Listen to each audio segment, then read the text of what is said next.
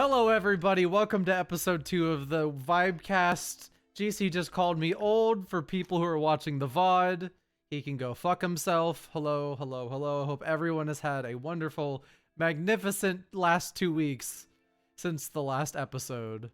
Yep. We've definitely had a fantastic couple of weeks, haven't we? I got this amiibo. Yeah, that's really nice. It is a nice amiibo. That's really nice. Yeah. I like it. What is that? Is that Marina? It's Marina.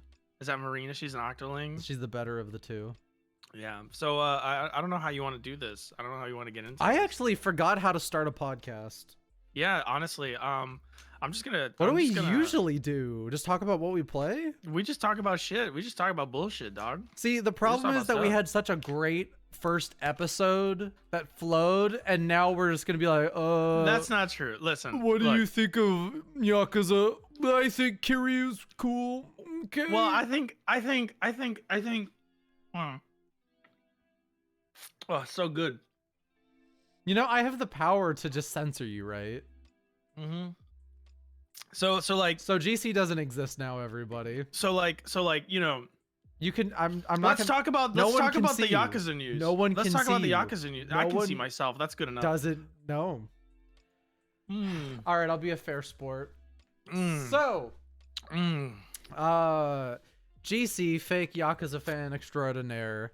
Oh, Supposedly, we've had some Yakuza so news good. in this time of TGS announcements and Nintendo Directs and State of Plays. Sega has been working. Sega's been working real hard. All right, we'll just get to it. Yes, they have, Cullen. Judgment and Lost Judgment have shadow dropped today. Not only have they shadow dropped, where have they shadow dropped? Steam. Which is on PC. That's right. That's right. That's right. I was right. So for those who are curious, the drink I have made myself today is another homemade Dalgona coffee I made with my frother. It's, Stealing my thunder, I understand. It's well, you can't see it anymore because if I tipped it any further, I'd spill it on my keyboard, and that'd be I understand. a huge problem. We can't all be right this often. I know, it's okay. You're changing the subject. I get it. It's all right. So for those of you I can't have my moment. there is no record that I am incorrect.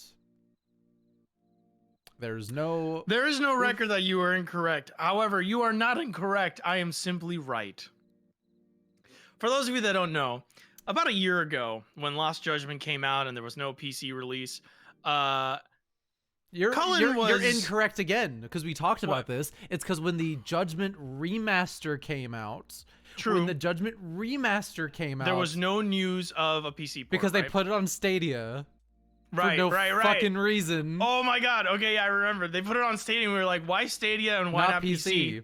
And we thought exclusivity deal? We were like, no way. And then because everything else is on the PC. talent agency, 100%. We all know. And everybody was like the talent agency, and the rumors were the talent agency, and the people with the inside sources were like the talent agency. And I said there is no way in hell that a talent agency is going to leave money on the table. And I said, if not now, eventually, now those things will come to PC. To be fair, I would argue a talent agency is typically more stubborn than a company like Nintendo that loves leaving money on the table. And if I wanted to be a dick, that would be a perfect segue to the fact that Wind Waker and Twilight Princess remasters have not actually happened, but we will continue going down this rabbit hole. We can, we've got a lot of news today. A lot of news. Just a brief thing. We're going to talk about the Yakuza stuff. We're going to talk about... It's exciting. Yeah, we're going to talk about some Nintendo Direct stuff too. Maybe some State of Play stuff. We don't know yet. We're going to talk about a couple things in the news, things about G4, etc. But right now, let's focus on the Yakuza thing. Cullen, why don't you tell people... As someone who's more caught up than you, or no. Why don't you tell people why they're coming to PC? Oh God, I found out about this later on Twitter. So supposedly one of the heads of the talent agency fucking died, and GC was trying to take credit for his death, like he wrote it in the fucking death note. You're not denying it, but I saw that wink. But so what essentially happened was that I imagine now that that person who made that decision is out of the picture. Yeah. And you know, I do want to say, I don't know anything about this, men, but by default, we try not on the Vibecast to say any ill will about the dead, unless they're royalist parasites, then go fuck yourself. But, but the facts are, bitch died, Judgment PC. So we don't know who this guy is. No. I don't, I'm condolences to his family. Yep. You Unless know, he stuff was like that. terrible, we don't know. Unless he was terrible and his family hated him. I don't know. But the way it worked, the way things happened, the way things went is the guy that the rumor has it that the guy that was denying these games coming to PC. Rumor has it that the person at the company who probably had a lot of power that was saying no, we're not bringing them to PC. He fucking died. And after that, it's just the floodgates opened. Yep. Because I think he was the only he was like the last like person that was like, they were finally we can no. release the Yagami butthole model to the public. Do with it as you wish. The one that's already out there. The one that's already out there. No, but that model was back on the PS4 version, so it was actually locked to 900p. Oh. This is the 4K butthole model. Yeah. That's very important. That is very important. That is an incredibly important thing. Hello, Timber Panic. So here's here's like the thing, right?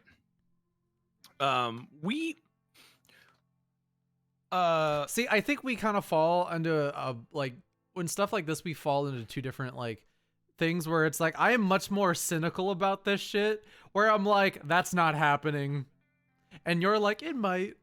No, I'm the guy with I'm the guy that I'm in my head. I'm like, that's probably not happening, but like I hold on to hope. I also can hold on to hope. Let this be a reminder to all of you out there. It is always good to hope. Mother 3 fans, keep hoping. Oh, you're not getting shit. Metroid Prime fans, keep hoping. Okay, that one, yes. Mother 3 fans, you don't want it to get officially localized. You don't want that. Play the fan translation. Trust me. You don't want You're not going to like some of what's in there. No, you're not going to want like what's probably going to need to be changed. And you're going to complain about it. Yeah. You don't want it. Just don't. Yeah. But, Judgment on PC was not the only thing we got this week. Literally today. Like I should say today. It happened today. I woke up to so much news. We woke up to a lot of news. We woke up and it was like... I woke up and I think literally the first thing I did was let me find my exact DM to you. Hold on. But yeah, no, so yesterday, while I look for this, yesterday was the state of play. And I'm only mentioning the state of play now so this could be a fucking, like, a bump on the road. Because I thought state of play sucked. It always does, though. So, I wasn't expecting too much. I kind of missed the whole thing. I watched it with my girlfriend. So, and I was like, oh, we'll sit on the couch together and we'll watch state of play. It'll be really funny. And then it was like, okay, Yakuza Ishin! Harry Potter, come on. And it's over. It's kind of crazy how they just completely deflated it for us. Like, we're the exact audience where it's like, you gave us the best thing, and then you showed us the worst thing. And then when I tuned into State of Play, it was Harry Potter, and I was like, oh. It sucked. Yeah, I was like, I'm trying to find the... So after this, you tweeted... So we got shown a lot of Yakuza stuff. We did. Well, we got shown one Yakuza thing yesterday, but today around like 3 a.m, there was the RGG. What was it, like the RGG? The Ryuga Gotoku Summit. Summit. They called it a summit. They called it the Very summit cool. because they're fancy. Fancy. Because they think they're so important. Okay, wait. All right. I got it. I found it. Let me see. So, 7:45 a.m. I text GC as soon as I woke up and I saw the news. And what I see is a fucking image of Kiryu and Ichiban. And Kiryu has the most fucking Yunarakami haircut ever. And when I'm sitting there in my bed so early, I'm like, motherfucker, they did it again. God damn it. They brought him I was back. not pleased. But then I was like, hey, you know what though? 2024, that's pretty cool because that means Yeah. like, oh, they're like, it's not as That's like far from now. yearly anymore. Yeah. And I was like, so because we didn't get a game this year, and I was like, that's cool. So I messaged GC and I was like, dude, you got your wish. No yearly Yakuza games. 9 minutes later, wait, never mind.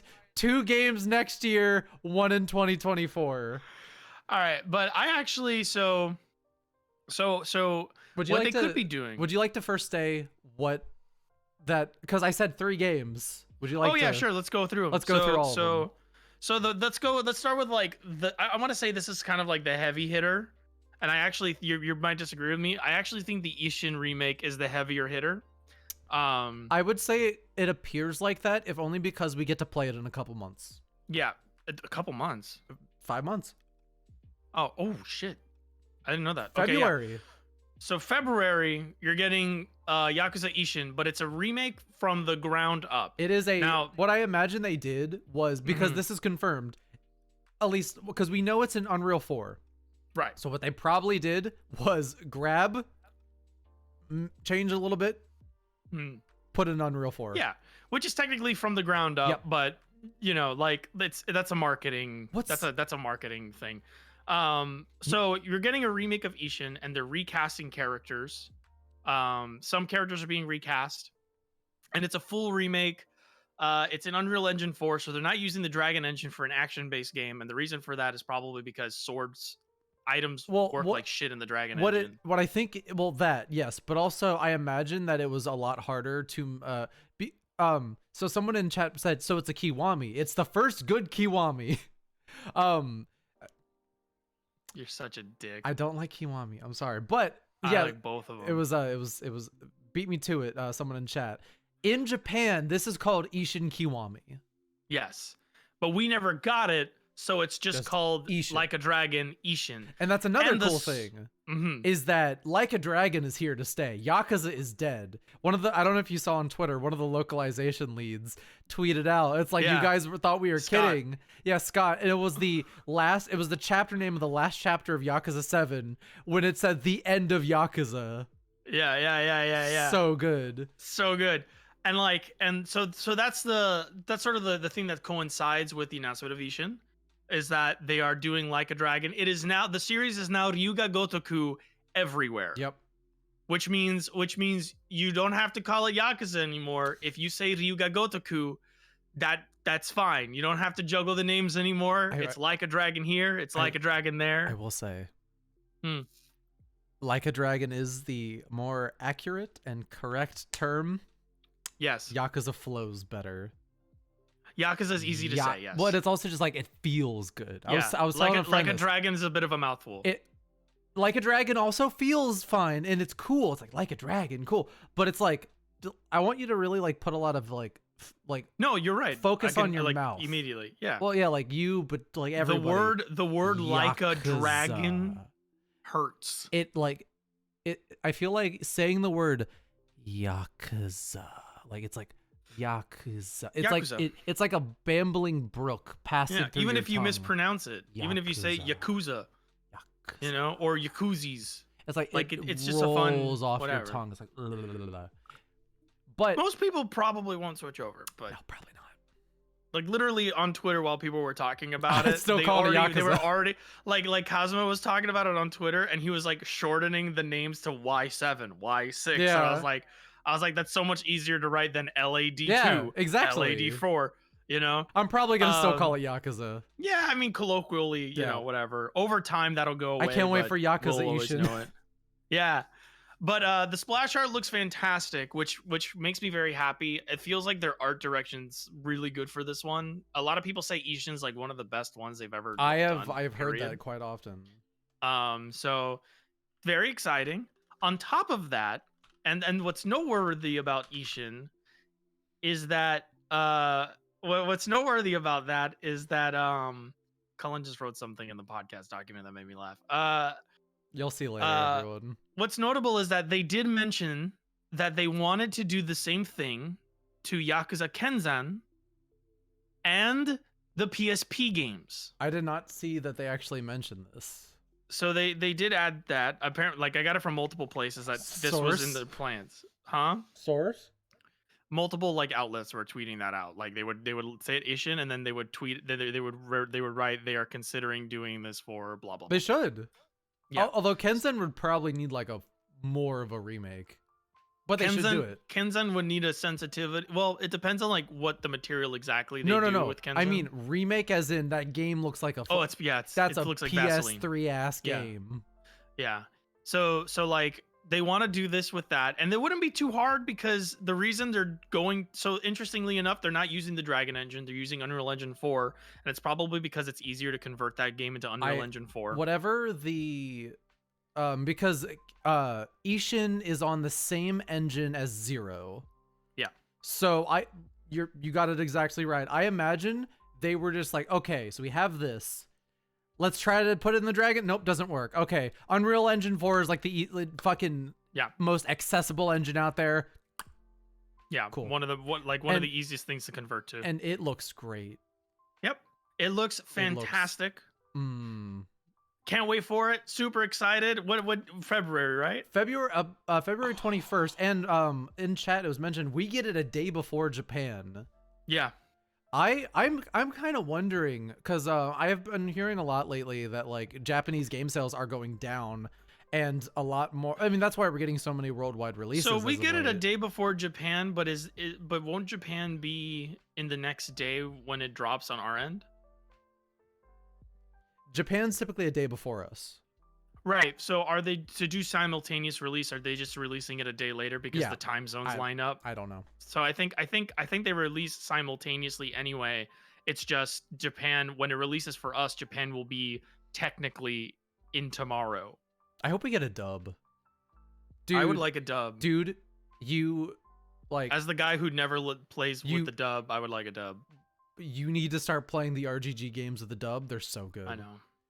I gotta. I think. Please play Judgment with the dub. So I'm playing Judgment So I'm playing Judgment the PS5 version in the Japanese audio, or the PC version the Japanese audio, and then when I go to the PS4 version, I'm gonna turn the dub on, and I'm just gonna play that version as long as I need to. I'm gonna listen to the dub, and if I really like it, then maybe I'll play Like a Dragon with the dub first. Like a Dragon, out of all three of those, Like a Dragon has the best dub. Probably. And also, since it's a bunch of new characters, I could probably transition to that a lot easier.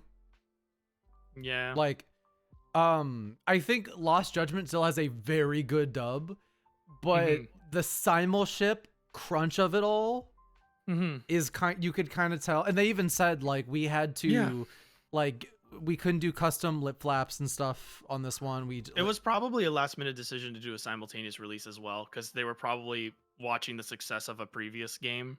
Like a Dragon sold gangbusters, dude. Yeah, I know. But it was probably like they were looking at like sales numbers, and they were like, we should do a simultaneous release, and it was like, we got to do a dub, dude. And they were like, and then they were like, just kind of do it as fast as we can. Dude, I'm so happy. I feel like even a year ago we were like saying like, I wish the stuff would come out worldwide and all this, and now it's like Sega, Square Enix, all this stuff. We're here, like we're getting all this. Well, in Japan, they're losing a lot of their creators are getting poached by Chinese companies or out of country companies. I don't even think it's just Chinese; it's like American companies too. So what they're starting to do now is realizing that they need to appeal to a more broader market, and they need to market internationally in order to stay relevant, which is what they should have been doing in the first place. But yes. That's but it was they thought it was a risk back then. Yeah, and now it's not a risk. Now it's like they realize that the culture's global, and they can get a bigger audience for things if they market their games in other markets. Yeah. Which is why you're seeing a lot of Japanese games now, like that we never got here, just being thrown at us. Just start doing remastered. I mean, it's a weird thing to even say though, like oh, just like do it when everyone's doing it, unless your name's Falcom.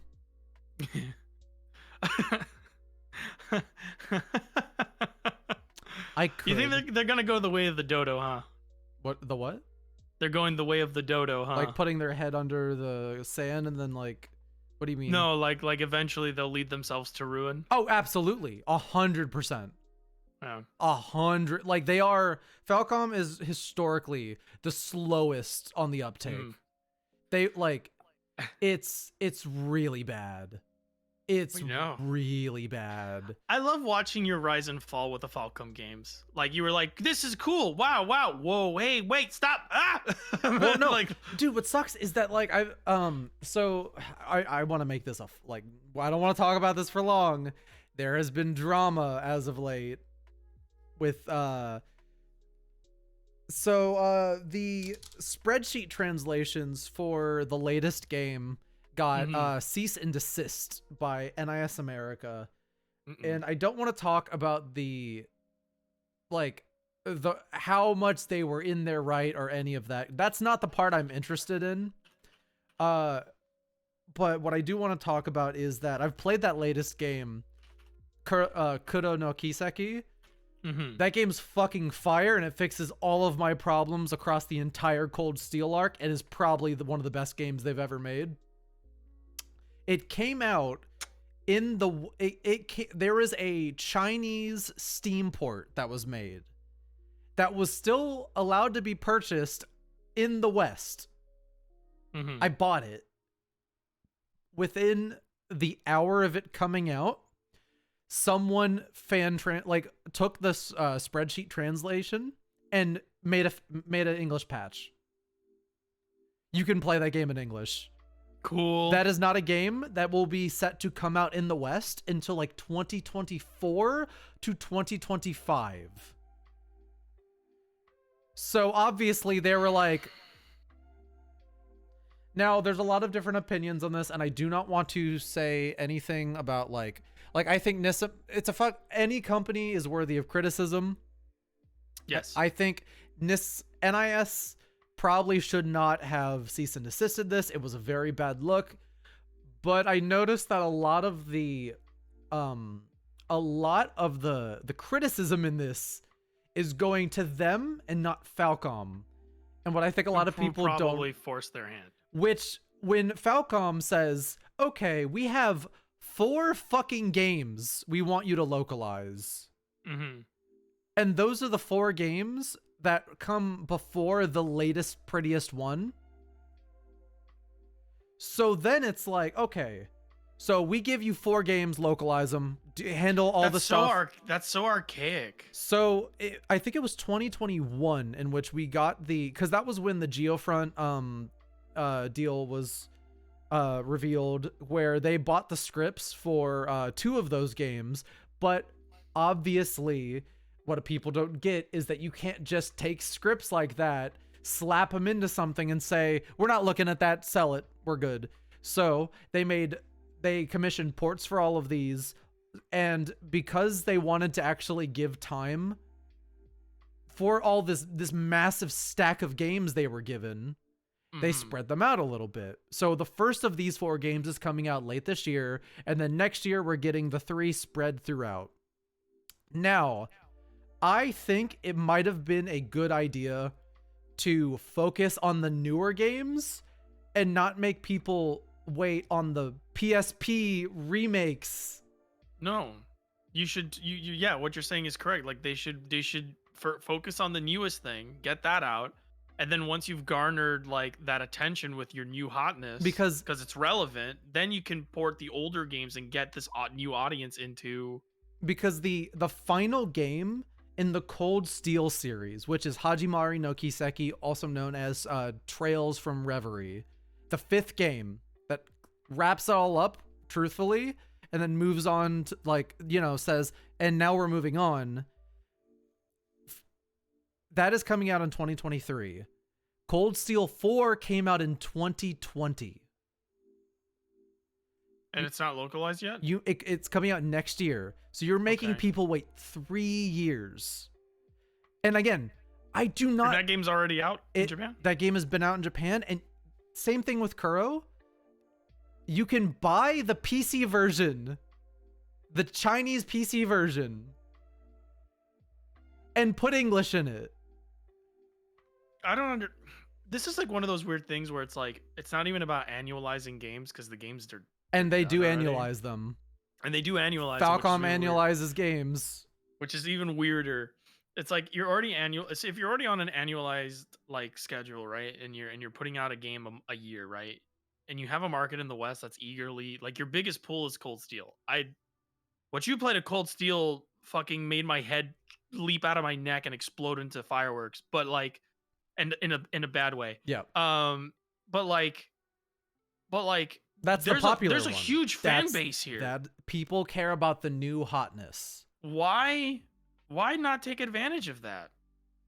See, one of the things that I really like, I like, because then you get all the money you need. Well, ideally you get all the money you need to like fund the smaller projects or the older games of the PSP, whatever. and I you don't guarantee need everybody caught up on the lineup. You could see, like, one of the problems is that that new game that's coming out next year, the last Cold Steel game, Hajimari, that's broken up into 4 arcs, and one of those arcs is from the characters in the 2 PSP games that are coming out. So I imagine Falcom is like, you have to do all of this.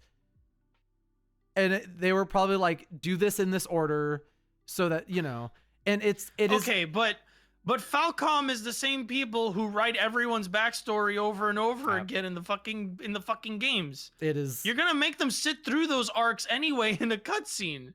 See, what I think is a bit of a problem. I just got lightheaded thinking about that. Oh my god. What I think is a bit of the problem here is not that it's like,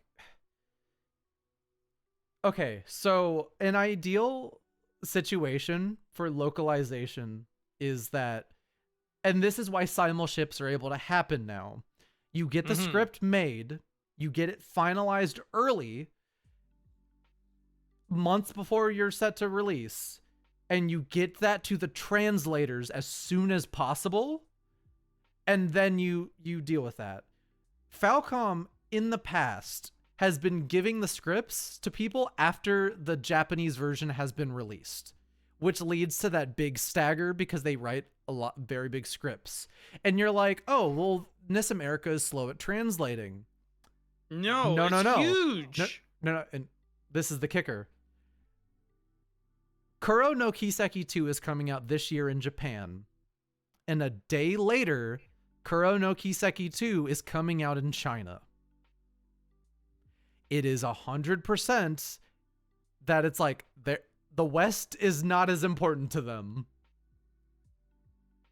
Like, I guess maybe if your demographic, if your like stats come back and your sales numbers come back and that justifies it, I guess it makes sense. But it's like you have like, it's very obvious that there's a very strong like there is a passionate fan base. You're already spending the money to localize it in other languages for release, you know, right around the same time as the Japanese version.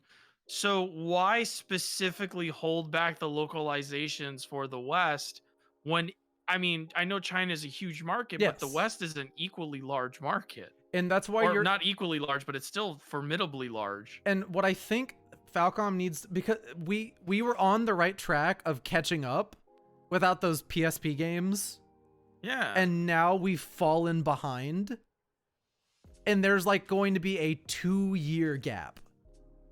2 to 3 year gap waiting to catch back up. And it's frustrating because now like they're like the fact that in the year like 2024 I could be like, yo, this PS4 game's getting localized, dude, it's pretty good.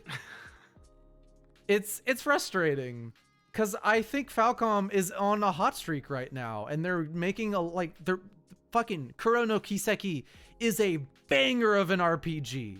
It is one of the bests. And now it's like, oh, well, and I'm sure it's going to be a lot harder to play Kuro 2 when it comes out on PC in English because those spreadsheet translations got struck down. And really, it's a huge mess. And you know what, to bring it back to like what we were talking about with like RGG Studios, it's really weird that Falcom just doesn't look at its peers. That's what I'm saying. Doing. And granted, Falcom is a smaller company, but then I raise you something like how Spike Chunsoft I'm not saying Spike Chunsoft is as small as Falcom, but even Spike Chunsoft is now realizing, okay, this is a market of people who are passionate about they are passionate about their niche. We found a niche audience somewhere. We should take advantage of that. And that's the thing. The Somnium Files appeals to a niche of people. And they realize that fucking niche is so passionate, they want to buy this day one. They don't want to wait half a year. They want it day one. But also like this is a problem that companies had faced like 20 years ago, where they realized that they were losing valid like sales in delaying the release of their games elsewhere, because they would wait to see if they did well in Japan before releasing elsewhere, and vice versa for like the West to other places. Like the reason they stopped doing that is because they realized that the people know, because the internet happens now. Because back in the day, like pre 2000s, you know, most people probably weren't aware that there was a game out in Japan of their favorite series that they could have been playing right now if somebody had like localized it sooner. But with the advent of the internet, everyone is aware of everything. The information that comes out of like one country that's like related to someone's hobby, they're gonna find out. And what ends up happening is people wait expectedly, and by the time it comes out, all of that hype, all of that generation, they already know. So even your announcements that's like, oh, this game's coming, it's a brand new game from whatever, people go, no, it's not. Yeah, this thing's the like game a year came out. old. Yeah, and it's like I really feel like 2017 was the turning point. I've said this before, but like, where I think 2017 was dominated by Japanese games. And I think the two big ones had to have been like Nier Automata, which was a simulship game, and then fucking Persona 5. And the industry, they're like, there was something there. Let's not put all our eggs in that basket just yet, but let's look at that.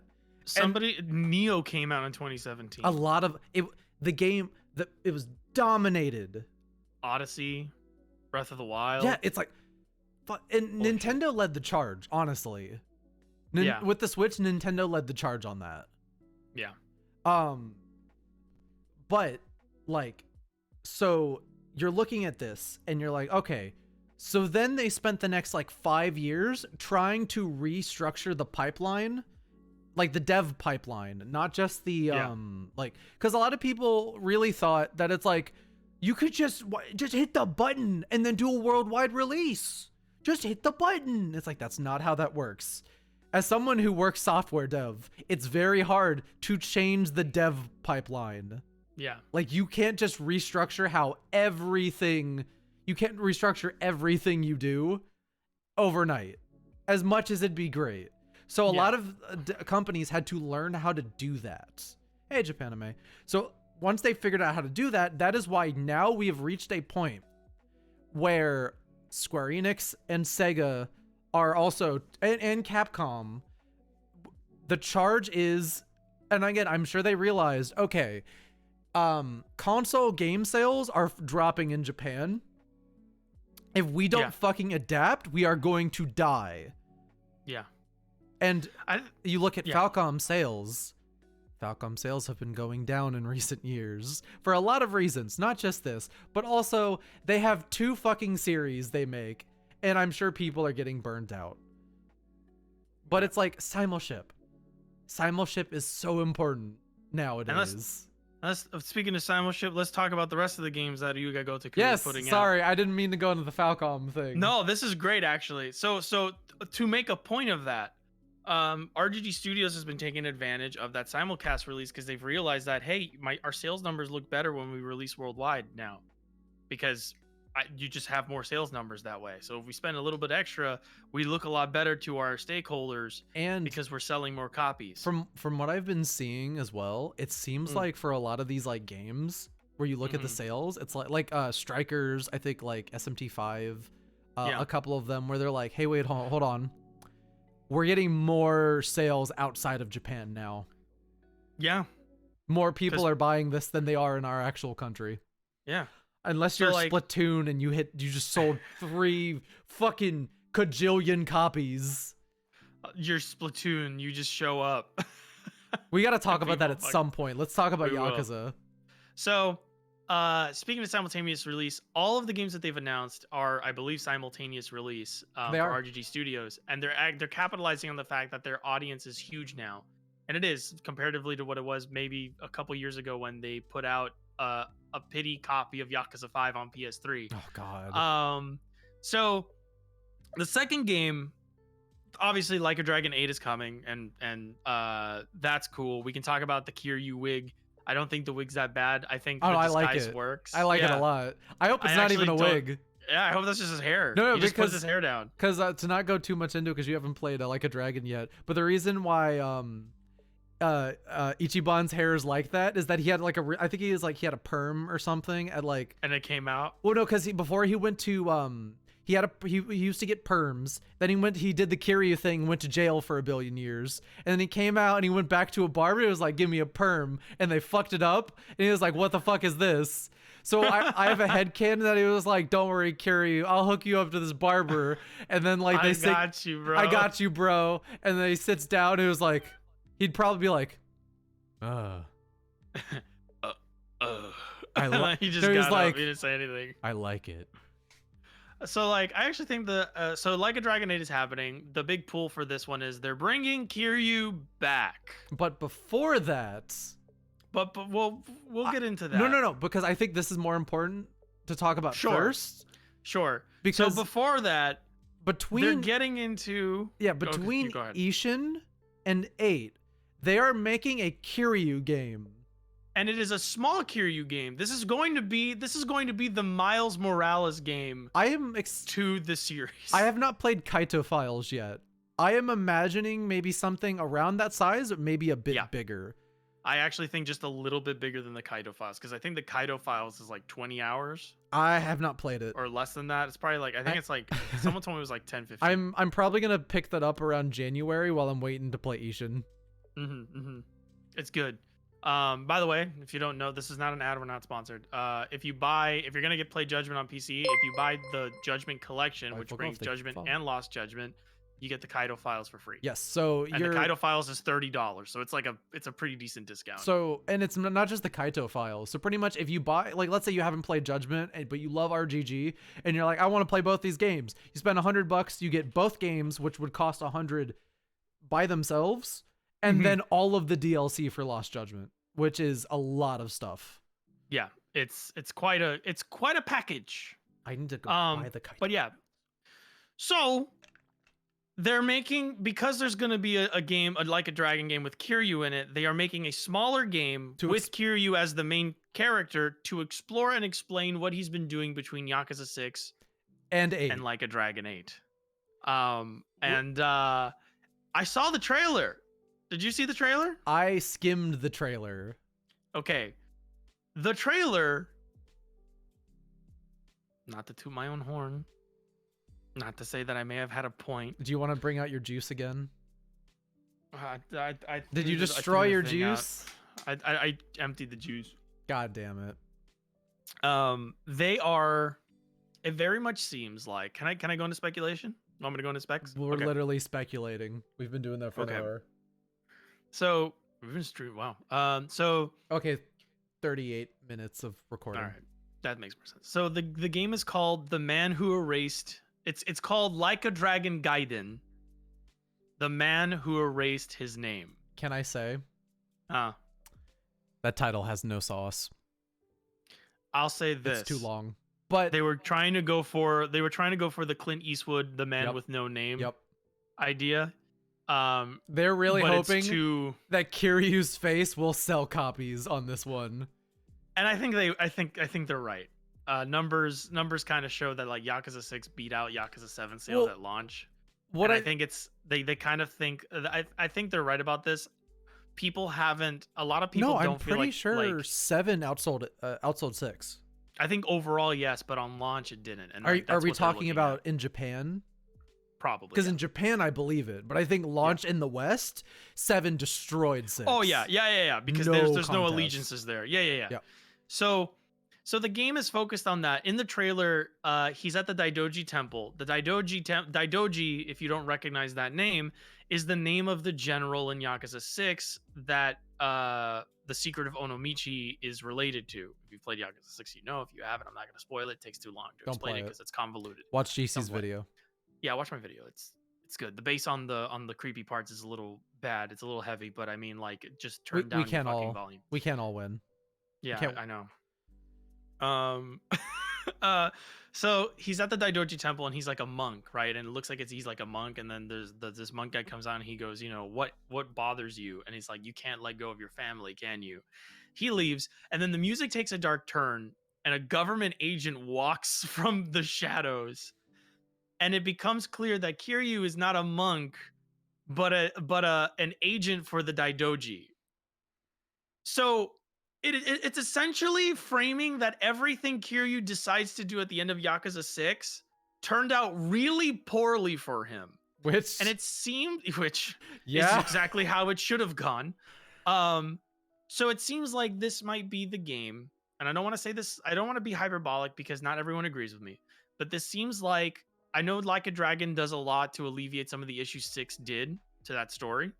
This seems like the game that's going to further be like, we're sorry.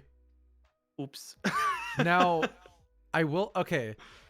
We for those of you who are regular viewers, we have an interesting little like dynamic between what's Yakuza games we've played. Like, yes. I have not played, I gave up on 6 straight up. But I've played 7. Like I didn't go in order. I like jumped around. Cullen is caught up to the newer stuff.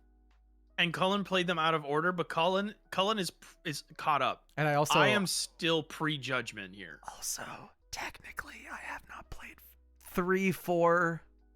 I just watched your videos to catch up on those. I mean, hey, they're pretty good. They're good. Pretty good. But they're great little crash courses. So 6, Kiryu had a kind of bad ending to his story. Not like a oh, that sucks that happened to him. What a sad ending. More of like a why'd you do that? Was poor. Why'd you do that? It was bad. Bad writer choices. I would say what happens in 7 and I'm dodging around it, from a metaphorical to a thematic sense was the perfect ending for Kiryu, because one of the important things with Kiryu in 7 is that he is passing the torch.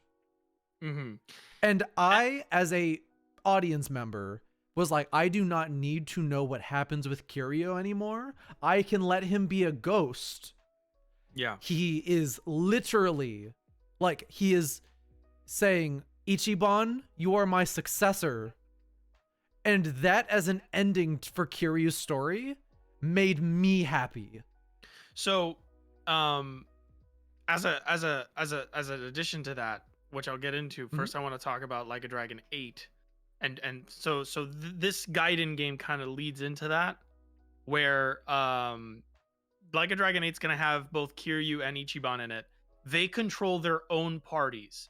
So a lot of people are speculating that it's going to alternate a la Yakuza 0, where you play as Ichiban some 2 chapters, you go to Kiryu for 2 chapters, and back and forth.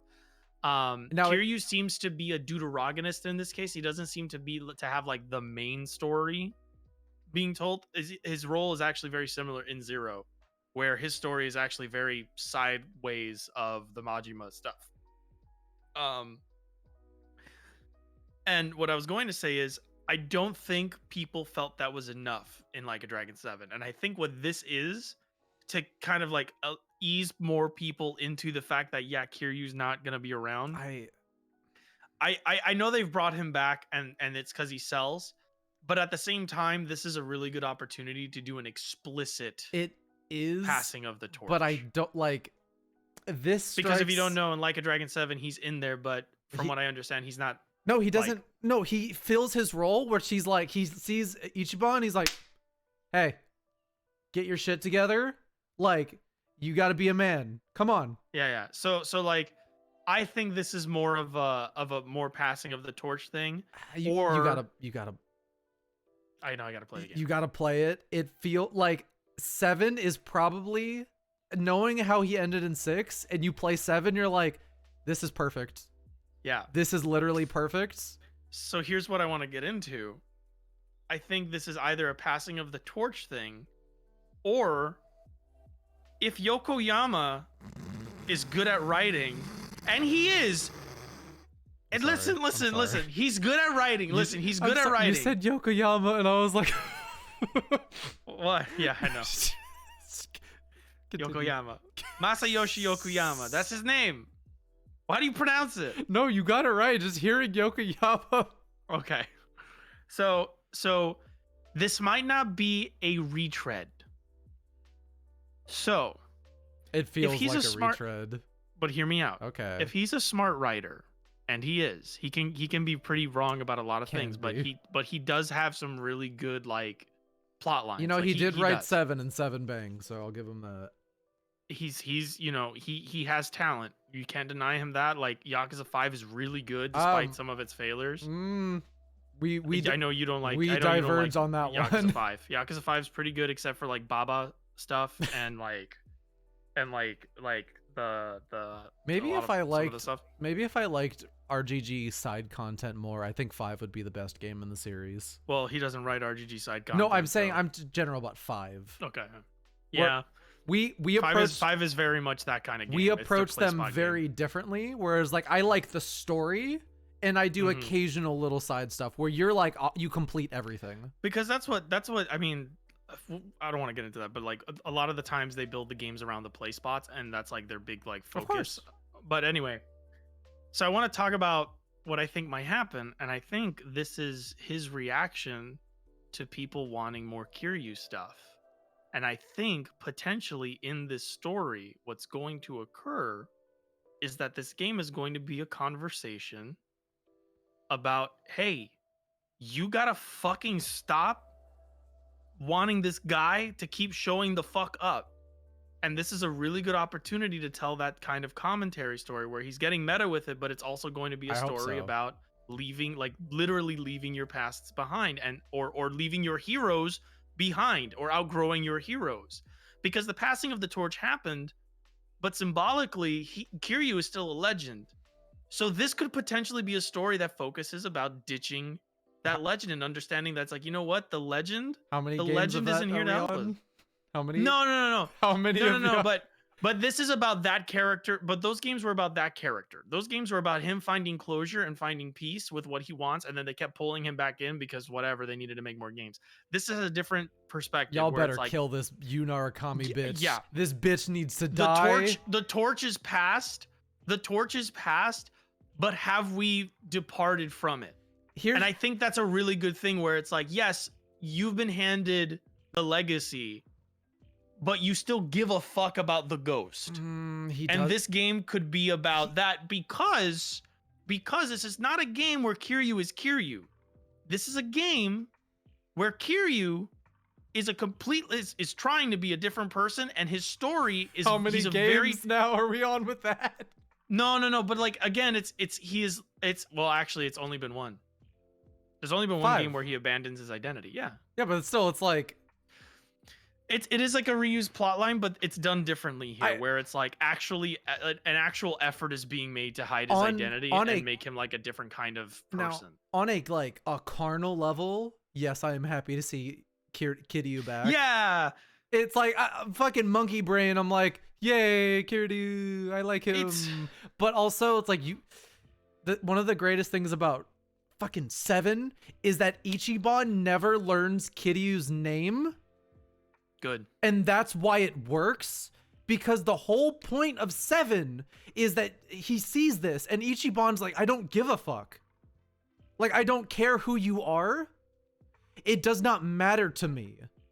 Because like, and it is such a perfect way. Like, they handled it with so much respect in 7 and so much like grace that it surprised me that he never goes up and it's like, Ichiban, I'm Kiryu, the protagonist of the Yakuza series. The Dragon of Dojima, wow! Yes, it is. It is I, Kiryu Shitass. And I, the Dragon of Dojima, will make you the Dragon of Dojima too, my successor. And we will go help, but I will finish the job. No, he's literally like, hey, I gotta make sure you're good for this, and then I'm going.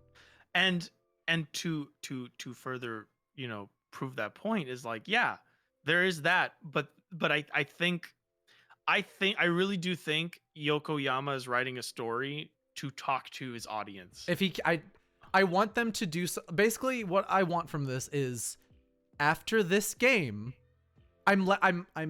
Here's when I bring up these worries, it's not me throwing a bitch fit and then saying I'm not buying it because they ruined the. No, this is me saying, okay, 7 is my favorite Yakuza game ever made.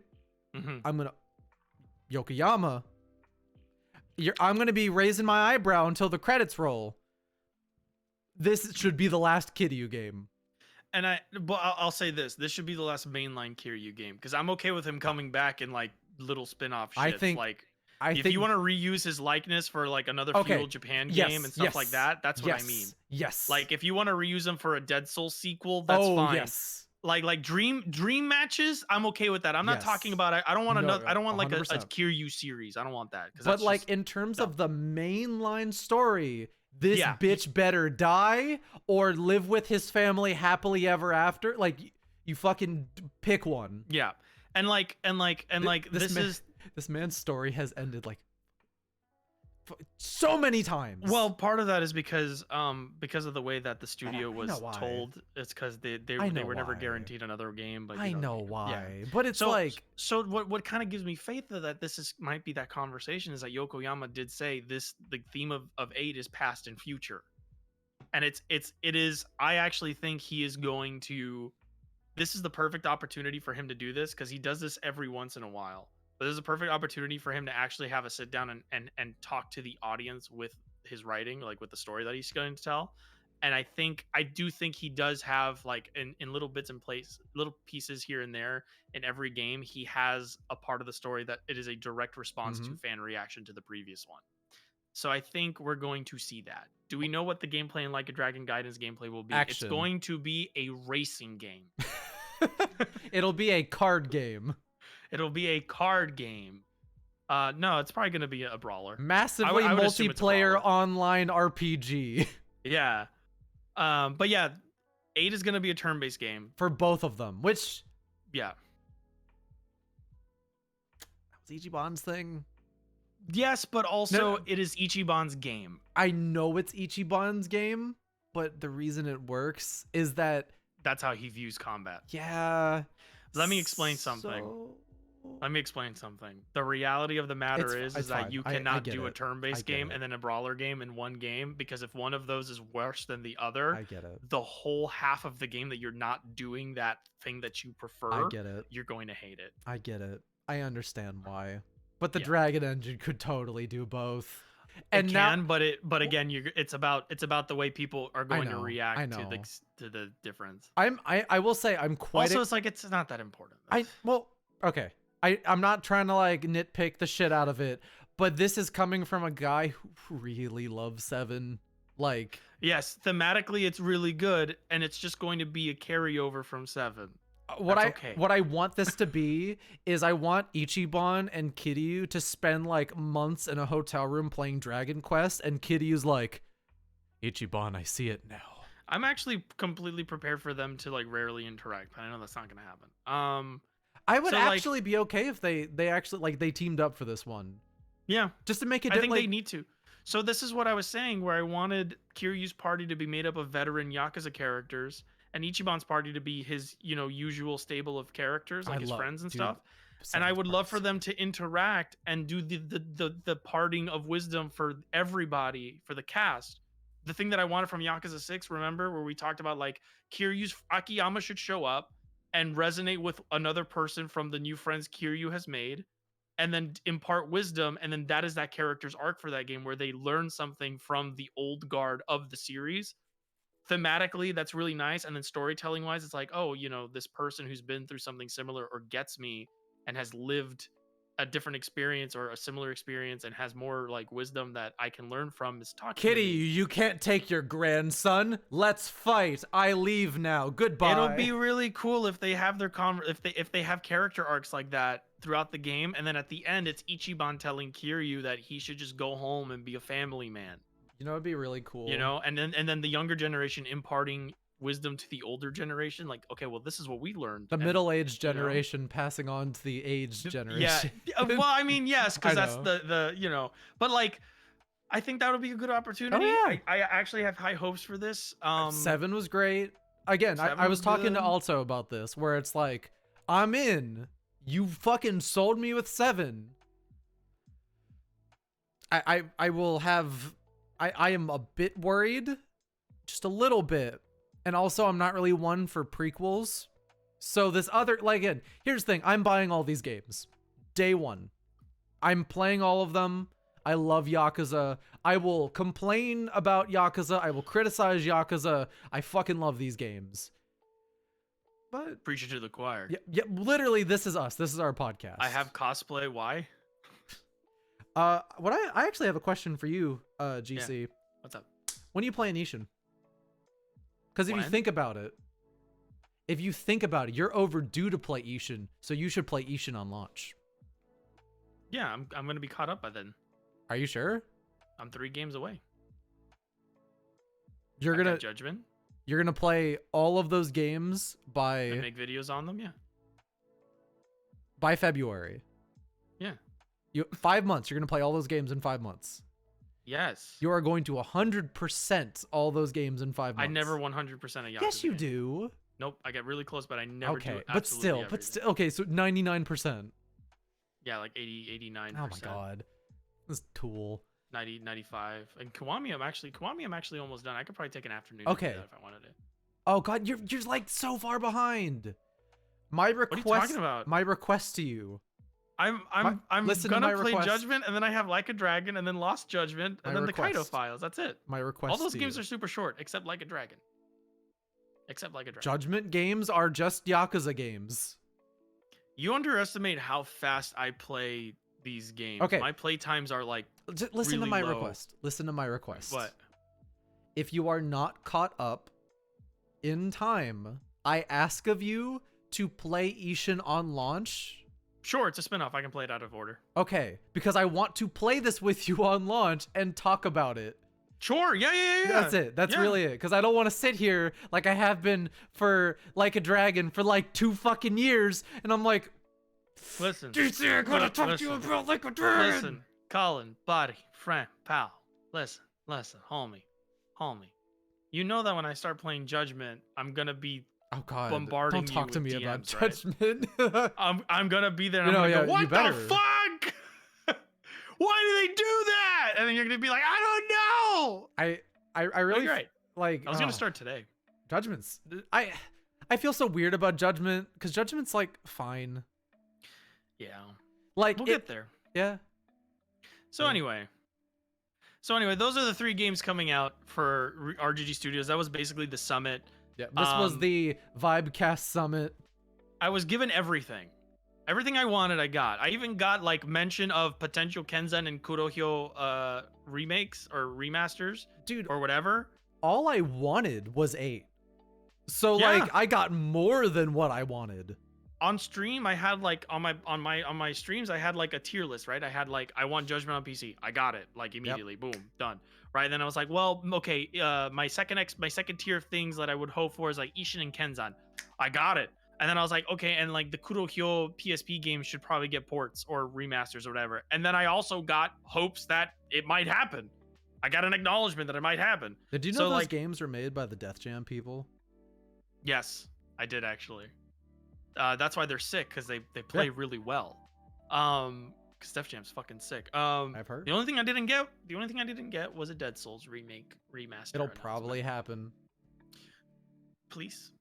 It's a very good game. It doesn't even need its control scheme doesn't even need to be updated. It just needs to run better. That's it.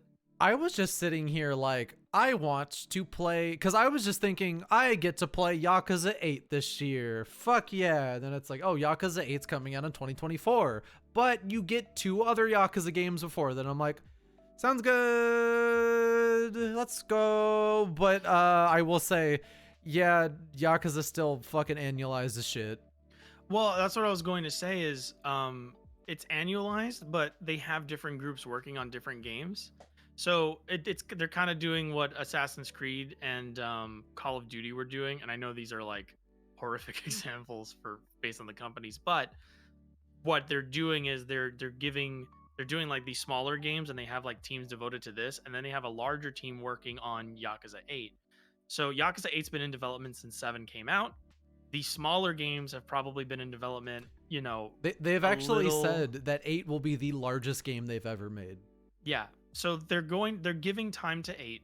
These smaller games probably don't need as much work put into them, but their development time has probably already been like a year or 2 or 3 or whatever. We actually missed something on Ishin, where they're recasting some of the characters. Oh yeah, as characters from more recent games, which at first you could be like, oh, they changed the characters, it's not the original Ishin. But then you're seeing like fucking one of the party members from 7 and like all these like a bunch of people from 0 showing up, and I'm like, cool, we get to play Ishin. Yeah. And honestly, it's really neat because it's like it's like modernized a little bit, and a lot of the actors that were in Ishin probably couldn't come back or didn't want to, or they didn't want them to. Here's the thing though, the whole point of the Kenzan and Ishin games is like, hey, we're taking these characters that we're taking the likenesses and putting them into different and people. The whole one of the gimmicks, the meta gimmicks of it is you're supposed to be like, I recognize this character, and I get to now see how this character has been changed in this new setting. They are acting in a movie. Yes, because it's as if the characters are acting in a movie. Because the characters are not one-to-one. They are not. They are a lot of the. They're literally using existing models to tell a totally different story and with totally different characters, and it's great.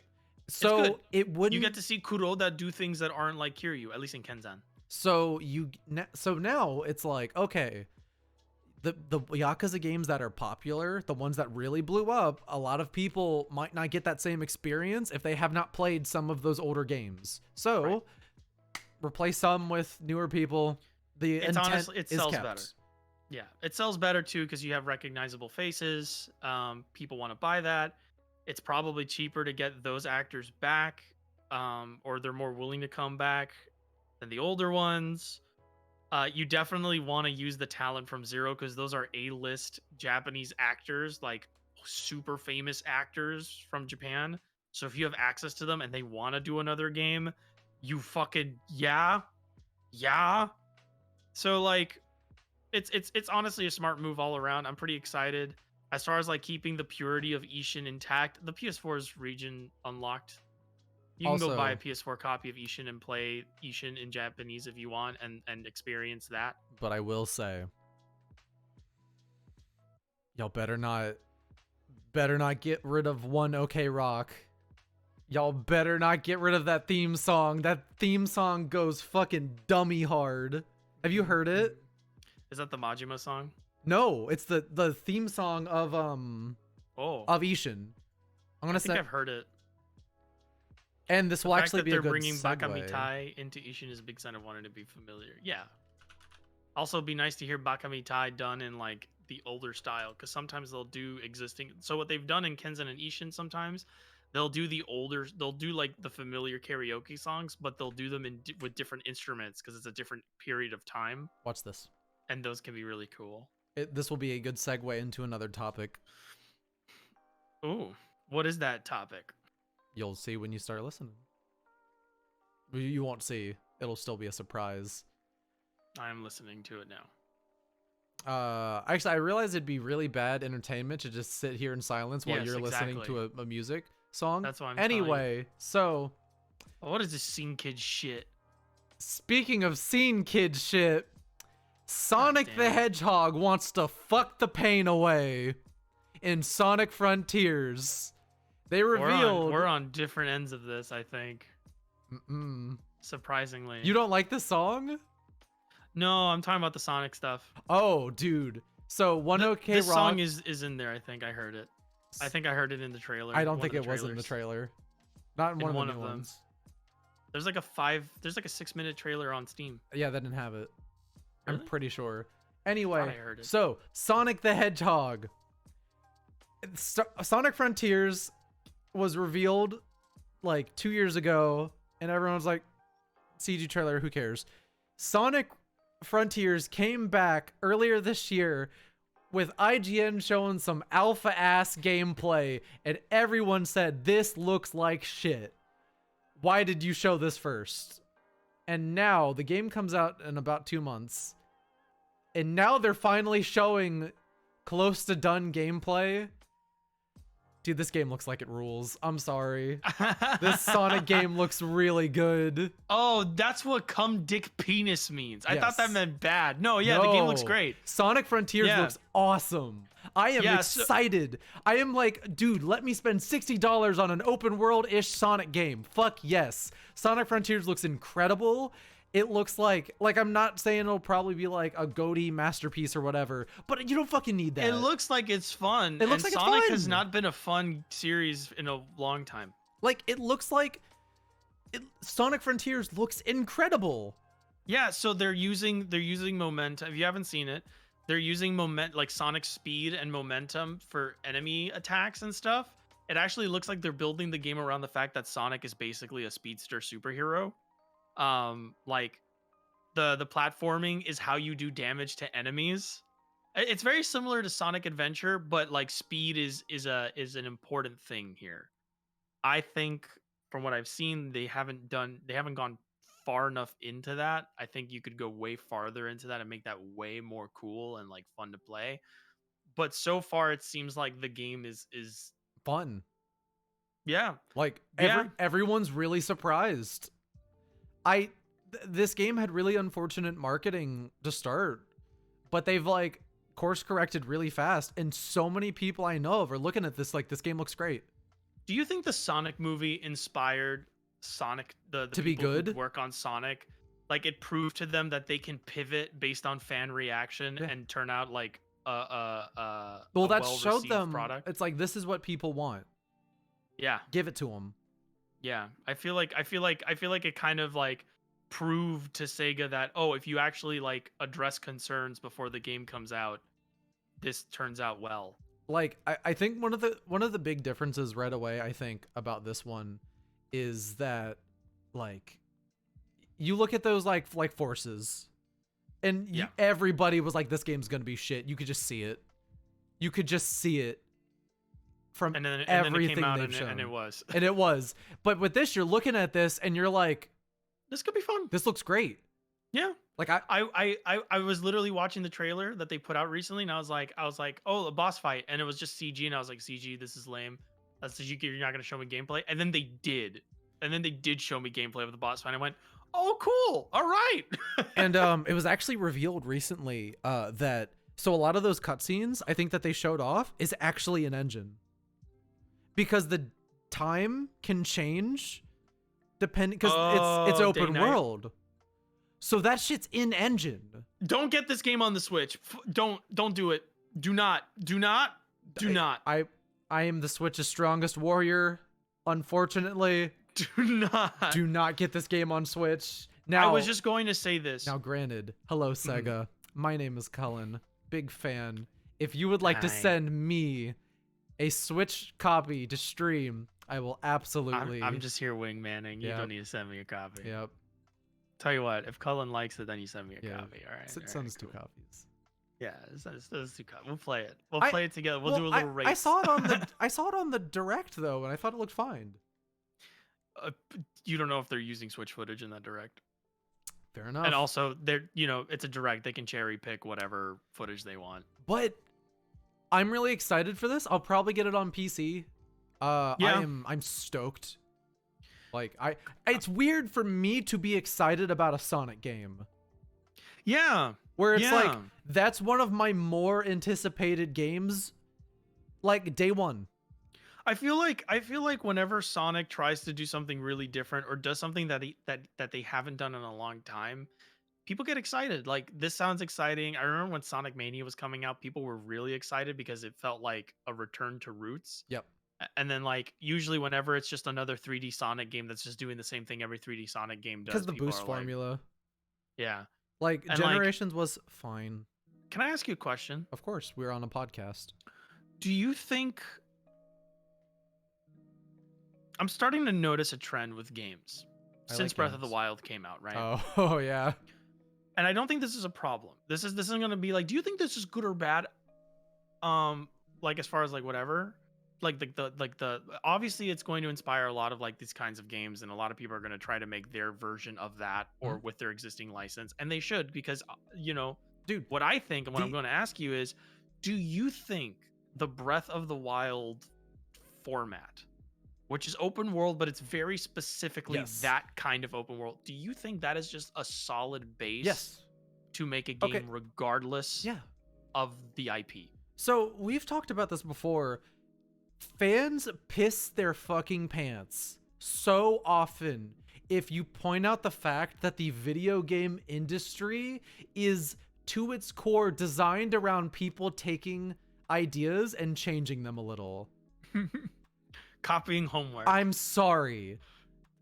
Fucking Genshin did it. That is the law of the land. It is folks. literally like people lose their mind and they're like, oh, so it can't be. So like you're saying that it's not you, and it's like, no, I'm sure it has its own little thing. Some are a lot more blatant than others. That fucking trash Ubisoft one, that there was the Amazon one. Yeah, like the one that Amazon made, New World, I think it was. I think that was an MMO. Oh, I'm sorry. You're talking about the one you're talking about is Immortals Rising. Yeah, fucking which that was the most like we didn't try out of all of them I've seen. There's a game called like Craftopia that's just that. It's just Breath of the Wild, but with like survival mechanics and really cheaply made. Yeah, like it is okay to point out that I'm sure some people at Sega were like, that Breath of the Wild sold a lot of copies. What do you guys got? You guys got anything? We got a guy that can move really fast around like a big piece of land. Fuck it. People don't like climbing. We got mobility game. We can make a mobility game. I've signed you a check. Here you go. Yeah. Hey, but let's put some bounce pads in there. Like that's it. Yeah, it's like I don't think it's bad that there are games in the vein of Breath of the Wild, and a lot of people will go, "It's great. Breath of the Wild is just a fucking open world game." And I'm glad you pointed out, even if like both of us are struggling to find out what makes the Breath of the Wild formula unique, it's like there's a way they did it that no one else did. I can tell you it's the features in that open world. It's the way you navigate it. It's the it's the attention of it. To detail. It's an atmospheric open world, and it's about that. Whereas a lot of other open worlds, they get afraid that nothing has happened yet, and they fucking like annoy you. Someone's constantly talking to you. Something is constantly blipping on a map. Something is constantly like it's an overstimulation effect with other open worlds. Breath of the Wild is like devoid of stimulation, which is why a lot of people who play open worlds don't actually like Breath of the Wild all that much. It like is the overlap is actually a lot smaller than people. It is a simplistic version of it that a wider audience can appreciate. Yep. And it's exactly. I don't think that needs to be every open world game. Fucking look at Xenoblade 3. Xenoblade 3 is like the most game. There is so much of like systems and mechanics in your Xenoblade face. 1 even, like just Xenoblade in general, you can just pick one out and you're like, there is so much happening all the time. Like, those are games for people who like numbers and systems. And those are fine. And I'll say, voice acting? Thank you. Fuck Ubisoft, all that. On occasion. We talked about Assassin's Creed. We talked about Assassin's Creed. On occasion. Sometimes you want a bit of AAA trash. Yeah, I mean, it's good in moderation. In amounts. Yeah. Yep. So, like, my follow-up question is, do you think Sonic is a perfect fit for that kind of open world?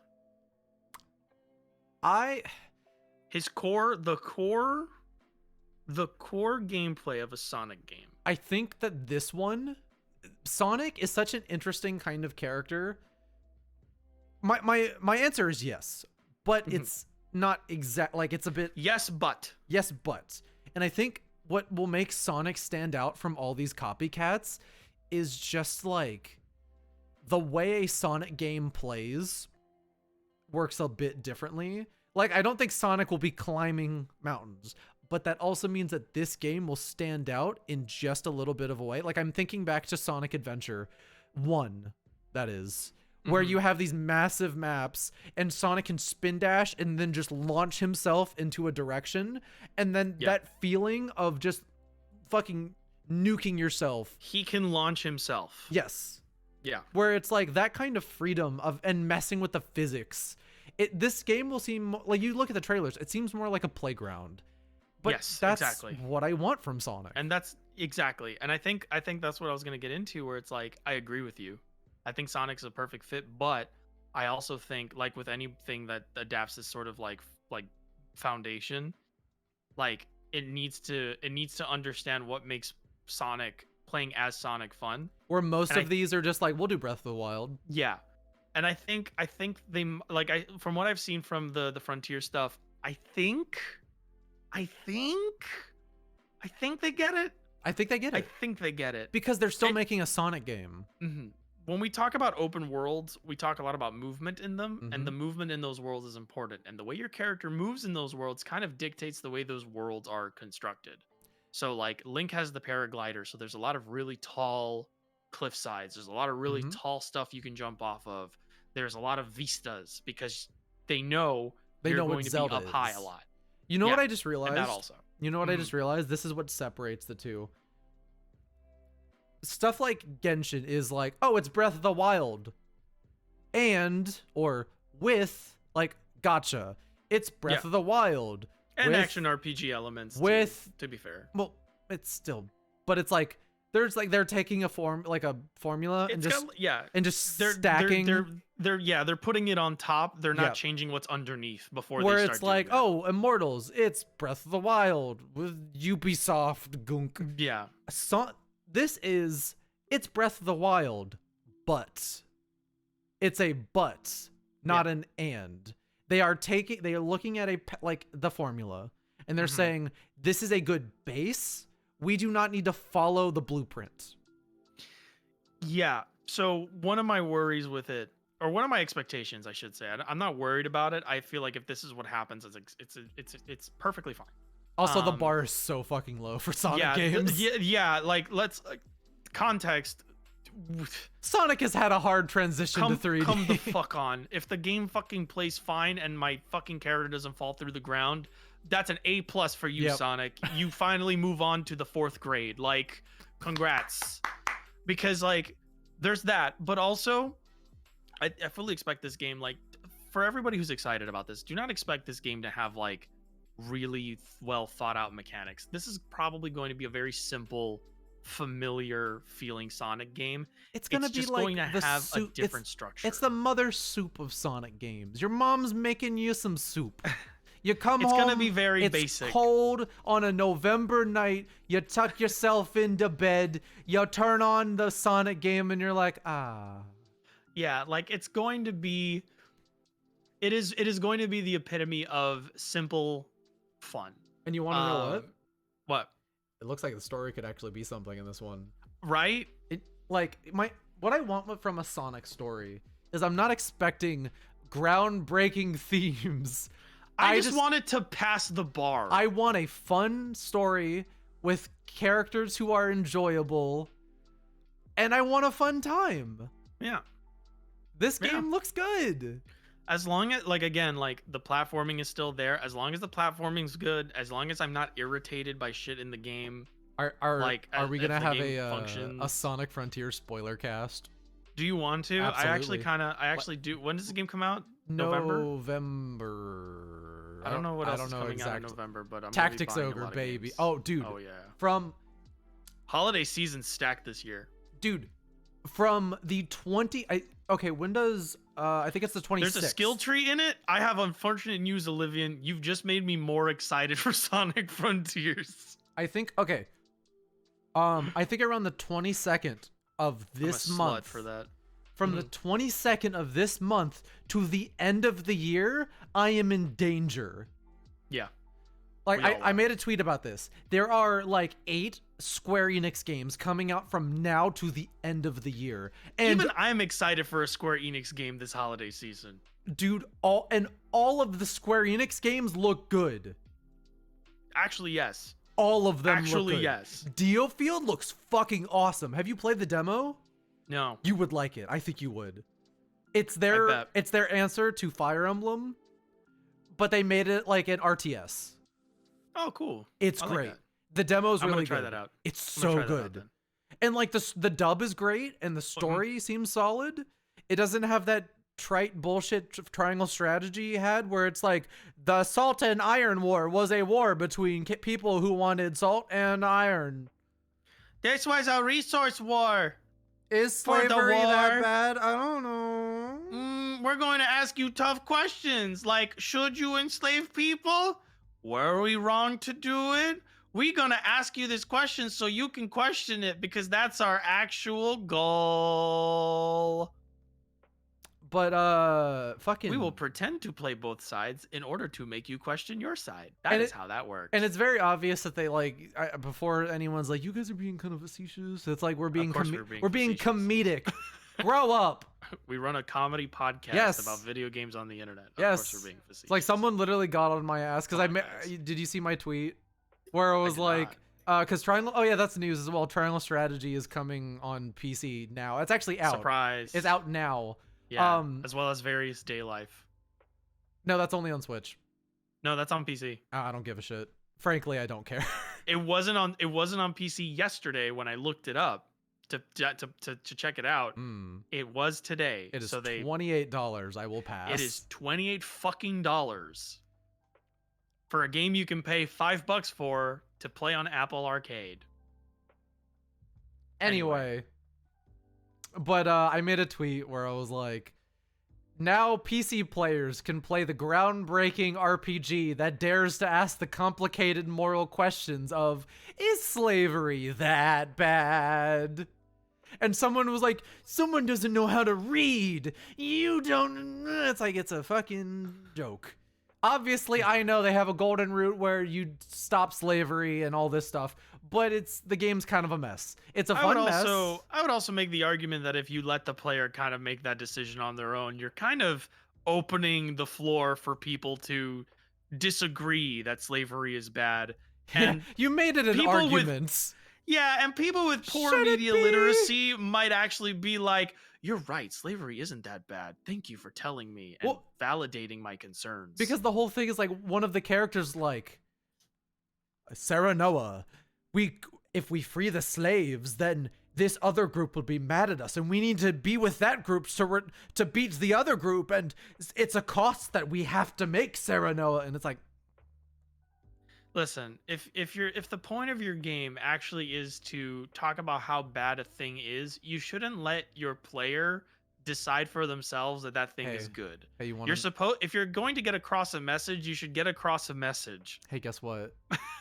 Hey, guess what? What? Final Fantasy Tactics is the greatest SRPG ever made. Yeah. I kept thinking back to that and how fucking great of a character Ramza is, because he is a character who is like the monarchy and the class system I have seen firsthand. I have grown from my mistakes and I throw it all away. This is me. The Ramza, the character, is making these choices, and Ramza is a captivating protagonist, whereas the protagonist of Triangle Strategy has to be a vessel for the player to make choices. And you know what?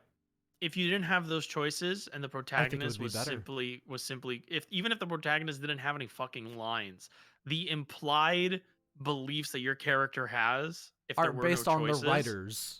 Yeah, but what I'm saying is, like, if you didn't have choices and your character didn't even speak, that still would be a more powerful character than this fucking like milk toast. Like, what do you think? And one of the and that's the problem with it is not a powerful question. It is not a powerful question to ask me. Is slavery okay if there's like a justified? No. Well, and that's what's so like. Because one of the Triangle Strategy very much wants to be Final Fantasy Tactics and Tactics Ogre. It wants to be those games so bad. It is more Tactics Ogre than anything. Mm-hmm. What they don't understand is because Tactics Ogre also had choices. But with Tactics Ogre, you could see Denim change as a person drastically from all of the little choices that you make. Like, if you join the, I think it's like the Law Path, Denim becomes a fucking crazy person who is so far wrong that you, the player, is like, this man has lost his mind and he is wrong. Because Matsuno knows what he's doing. Yeah. Because the way Triangle Strategy works is that, so you will learn of the moral dilemma, and then Sereno will like see the dilemma, and then he will go, let us discuss this. Because then from a gameplay perspective, you need to talk to all of your friends and gather information about this.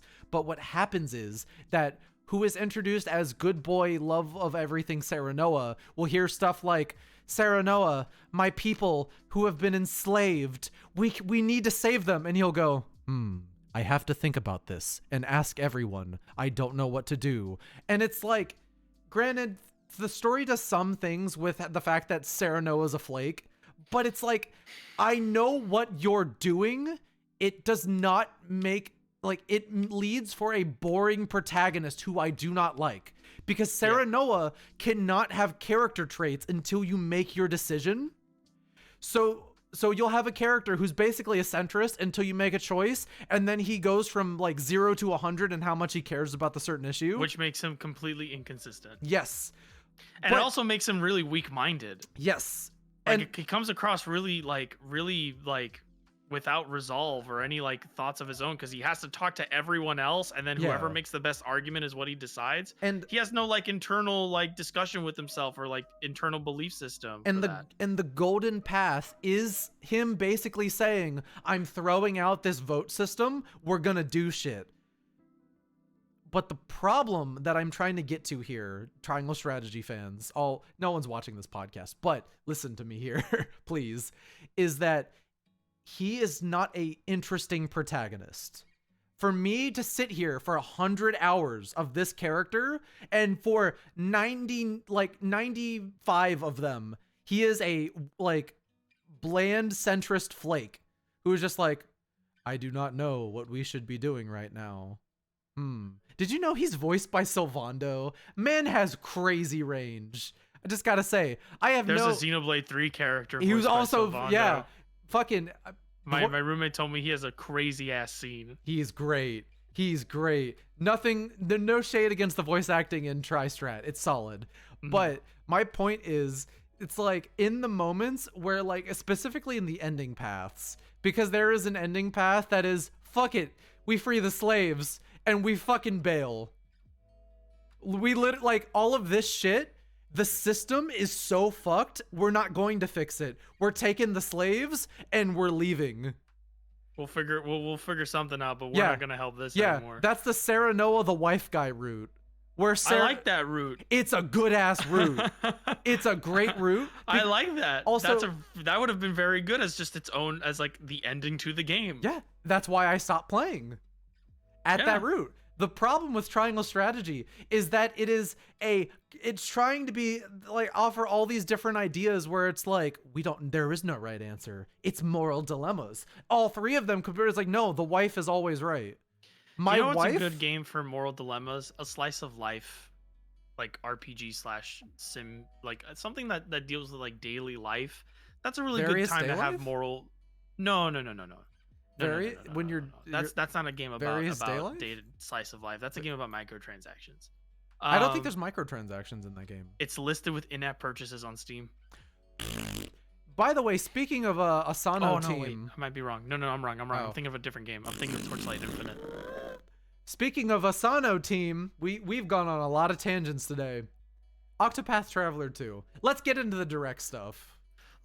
So I was gonna say, speaking of Breath of the Wild, let's talk about the Nintendo Direct. Dude, what did you think of the Nintendo Direct? So I know you didn't like it. What? No, are you kidding me? Oh, you liked it? I loved it. This is one of those other things where I saw you tweet something like the Nintendo Direct is cum dick penis sauce, and I just assumed that was a bad thing because your fucking vocabulary. I hate it. I can't, like, I hear you say things and I'm like, I can't tell if Cullen is upset, excited, horny, or disgusted. Like, I don't know which of these are. I've never been horny on main. All right, well, you can't catch me being horny on main except those East videos. Don't worry about that. Yeah, I was gonna say, like, what about like thick Adol? That's a good ass. Anyway, the Anyway. Nintendo Direct. We opened with Fire Emblem. Okay. What do you think of the Fire Emblem game?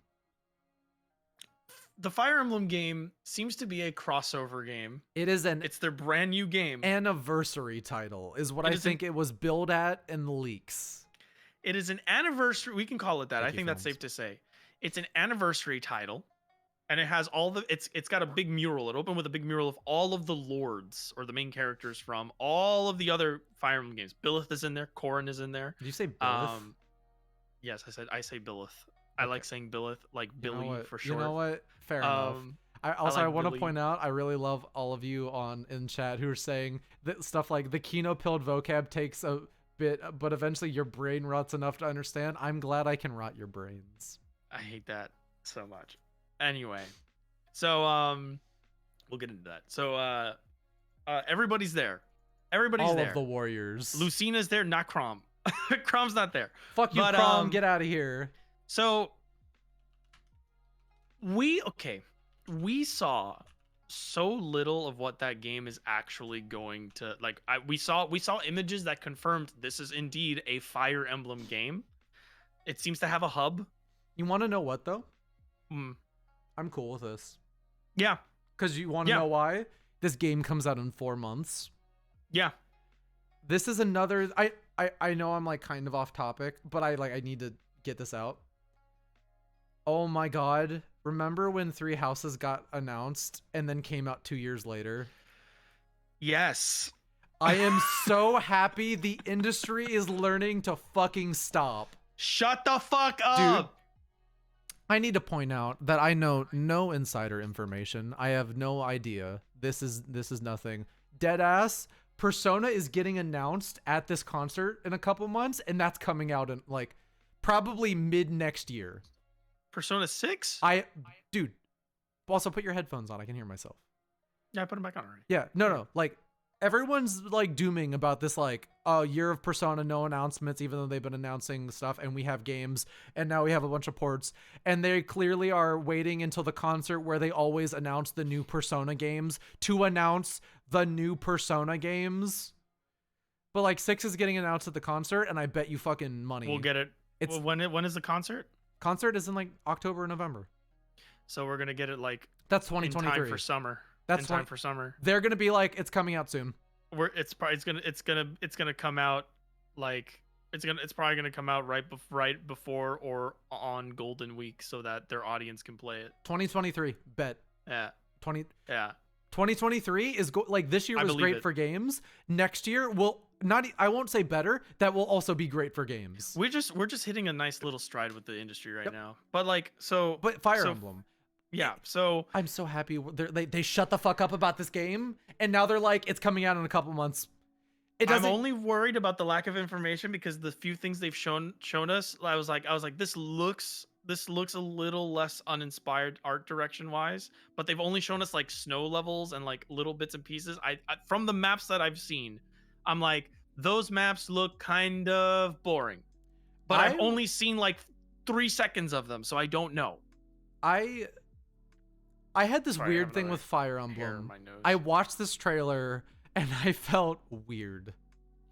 So, initial impressions were, yeah, because it's not just a Fire Emblem game. There are some changes. Yes, like the UI has gone a severe change, which it almost looks like it almost looks like it's not a mobile game, but the UI seems to have bigger buttons and a bigger like just text overall, which I hear was a problem with Three Houses. Oh yeah, no, this is actually good because accessibility. Good job. Yeah, so the UI looks great. So we're dancing around something. Maps look kind of whatever, but that's fine. I will actually. I was gonna say I like the maps. Yeah. Like before we get into what you're ready bracing for, graphically. Oh, the game looks pretty. Do you want to know why? Do you know who developed this? Gust. Do you know what Gust does? I know their name. They are a subsidiary of Koei Tecmo. Okay. But do you know what they do? Are they the ones that touch up like Saga? No, that's not Saga what I'm Square. talking about. Yeah, no. I don't know. They do I the recognize the Atelier name, but I don't know. series. That's why.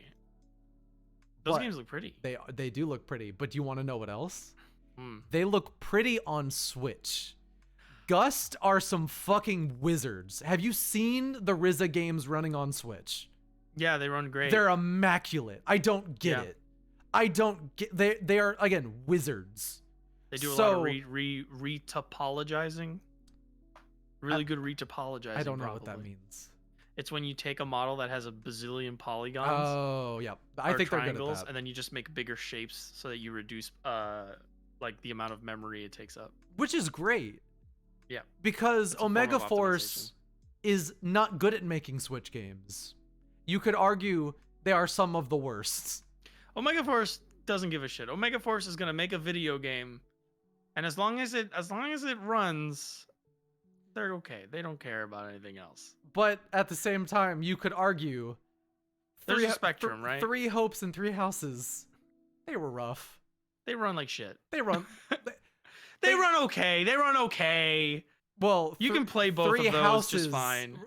I remember someone pointed out, and I think it was a really it made sense, where it's like, hey, yeah, wait, probably one of the reasons why 3 Houses looks like shit is that they have to render both kind of at once, and every unit has like 10 guys with them. Yeah. So there's a But it's super weird why. It doesn't make... you don't and even need it. for immersion's sake, it makes sense because you can't have like 10 people fight an arm, like a battle. I get it. But now that we've gone back to one unit, like it's classic Fire Emblem. Yeah. And I also like that because I think they might be going back to a more stylized sort of approach, which is nice. Now, let's talk about the art style. I know Well, you okay. wanted Well, okay. So the art style's fine. I like it. I Art found style's great. no, here's the thing. I found out who did the art. Mm-hmm. Their name eludes me right now. I apologize greatly. Before everyone's saying it, but it's true. They do art for VTubers. Yeah. They are well known for very flashy, colorful designs. The art, listen, the art direction Dude, is cool. I've warmed up to the protagonists. Oh man, I already have. Man. Maybe the memes helped. Man, look, I gotta tell you, everything about that game looks great, looks fine. Even the art, for the most part, looks great. The art direction looks great. That character, it'll go away when I start speaking. That character direction, that character design. I like it. It makes a lot more sense now that I know that they do VTuber designs. Yep. Listen, you've got talent. That design I don't like. I think it's bad. But you can see in that design some real talent. What I really don't like is that it, like, the people who are like okay, don't. The color scheme does not need, so the hair and I the don't eyes. Yeah, it's not great. So my whole thing is whoever you are, you missed one thing. You missed one thing, and I'm gonna say this, and this is just like my conceptualization of what you wanted to get across with this character, Also, where they have blue and red. To maybe it is also maybe worth mentioning, we do not know the whole story. This, like, while they could have approved, they could have done multiple designs and then they approved one, and then they told them to change it, or but whatever. it could have been the writer said this is what we want, and that's what they had to do. It Whoever was in charge of finalizing this design, whoever was in charge of it, I don't, maybe not the person that made it themselves, okay? Yeah. Whoever was in charge of making this, and you know what? It's probably not even the person that designed it. It's probably whoever was like, okay, this is what I want. I'm sure they had a bit of creative freedom on it. Yeah, knowing their work, because they just love colorful designs. Yeah, and I don't mind that. I actually don't mind anything else about the design. The outfit's fine. Everything else about it's fine. From what I understand, now I'm gonna get into the artistic interpretation of work. All right, I'm getting into this, Cullen. I'm getting into it. So you got blue hair and red hair, right? I'm assuming the blue hair represents Marth, and the blue hair and pronoun. So I'm assuming the blue hair represents Marth, and that makes a lot of sense, right? Because Marth's in the trailer, and when they do the Marth thing, their blue hair lights up, and they kind of do that, right? And then you got the red hair, and I'm assuming the red hair is going to be Roy. I don't know, it could be a different character, whatever. It better but be, because honestly, like, it's the too popular, fuck, like, fuck Roy. Roy's lame. Honestly, fuck Marth too. I'll get into that when you're done. yeah, you don't like Marth and Roy, but like I like if this Roy is an more than anniversary Marth. thing and you're gonna bring in Marth, it's about time the West kind of got a Roy something, and like kind of just played around with Roy a little bit more and had him show up. Maybe even Ellie would. I don't really care.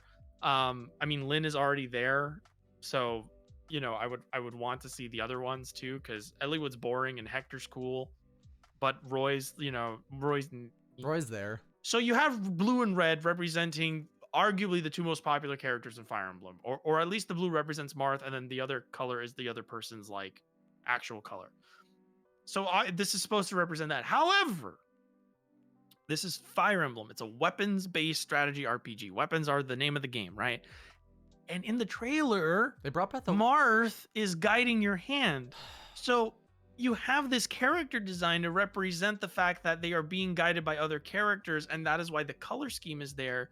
But you didn't put that on the part of the character where the guidance is being had. It's the weapon, it's the skill of their abilities and stuff like that. So like red and blue as like clashing colors on the person's like whatever. I love that, but not on the hair, not on the eyes. On the like the jacket is probably what you would have wanted more. Maybe on the jacket, or just give, or literally like an outfit that like the gloves, or like pick some one hair color and have it change. Yeah, like flow into different colors.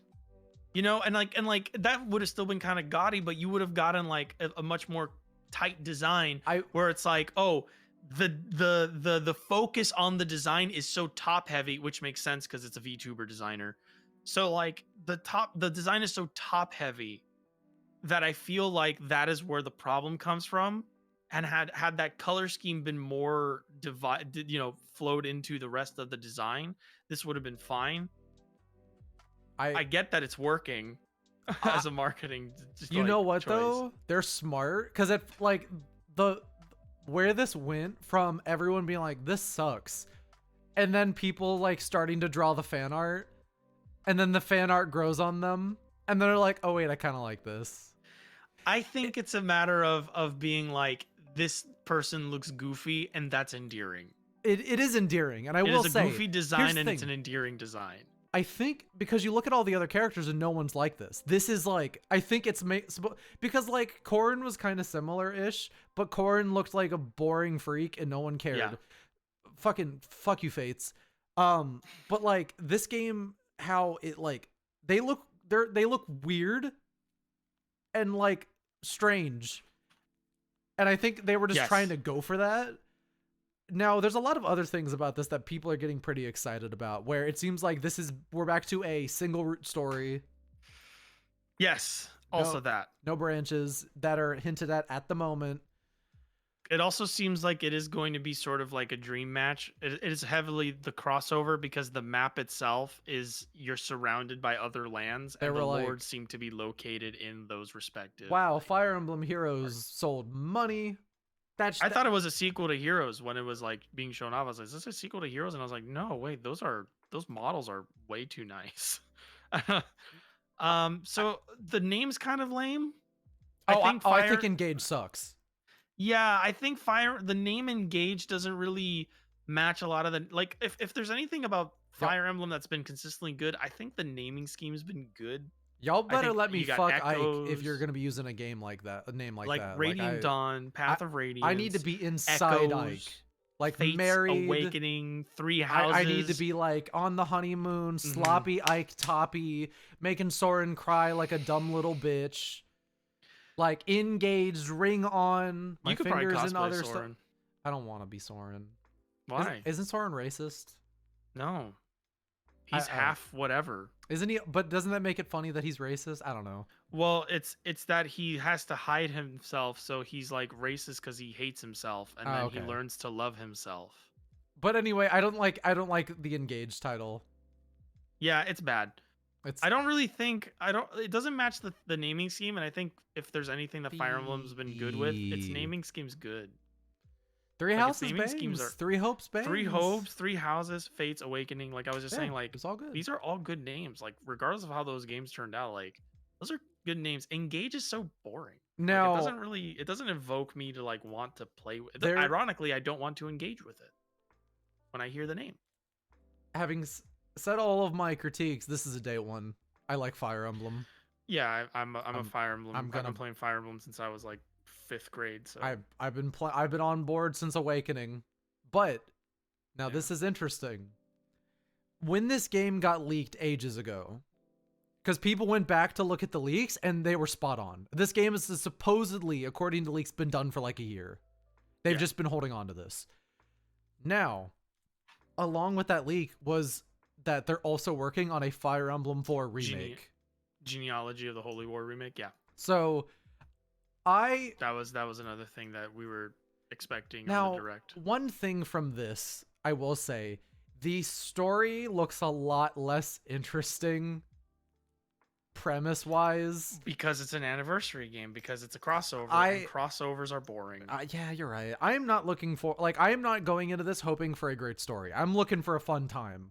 And I'm probably will get that. I'm looking for a clashing of mechanics across the Fire Emblem series. Yeah. So that's what I'm looking for. I want to see like Fire Emblem lords behaving differently because they come from different games. That would be really cool. Yeah. I think this game will be fun. And again, it's really smart to have the wait time for this be about 4 months, because that's not long enough for the hype to get dangerously bad to lead to a bunch of disappointment.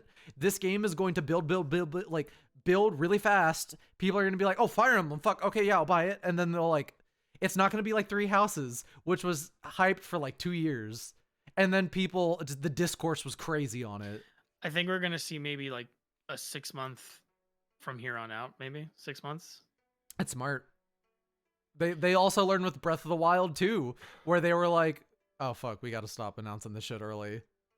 Yeah, I mean, with Breath of the Wild 2, like I feel like people have been more patient with Breath of the Wild 2. Oh, I have seen the opposite. I've seen people lose their goddamn minds and cry and whine about it. No, I've actually for the most part, most of the people I follow that like are really tuned into that fucking game, they're like, oh, the first one was kind of the same thing. We follow very different people.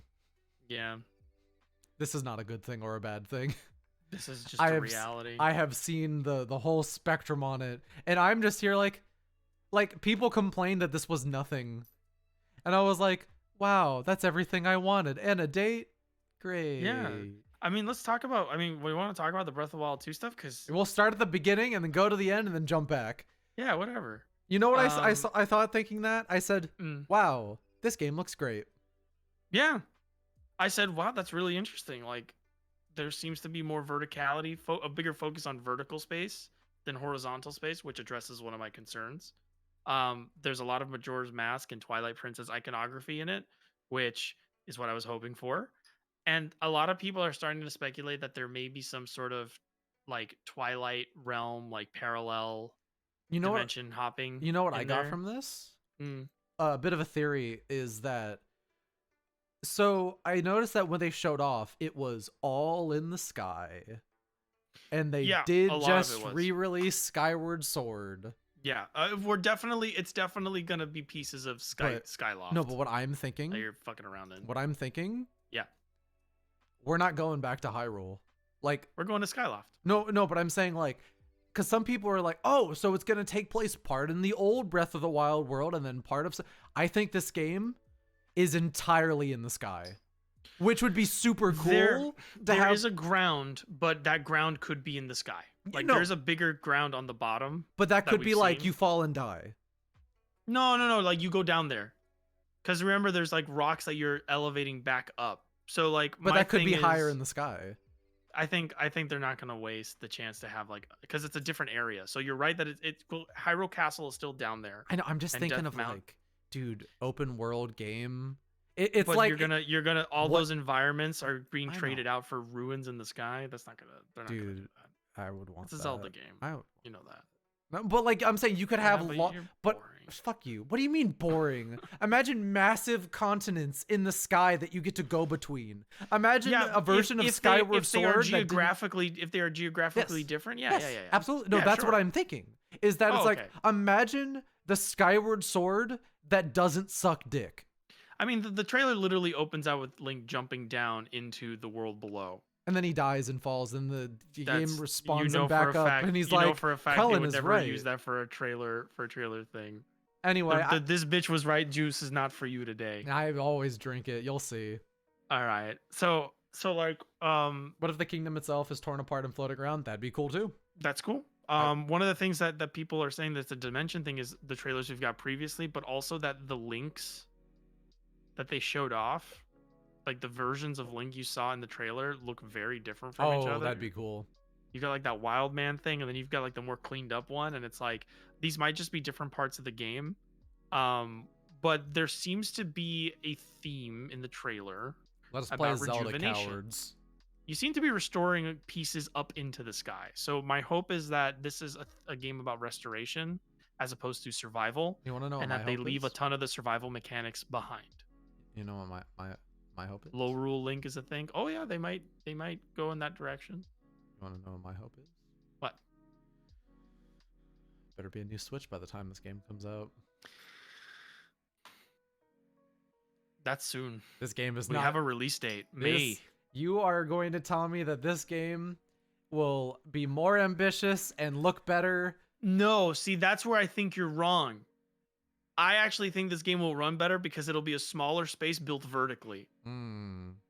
I actually think they'll have to worry less. Okay, GC.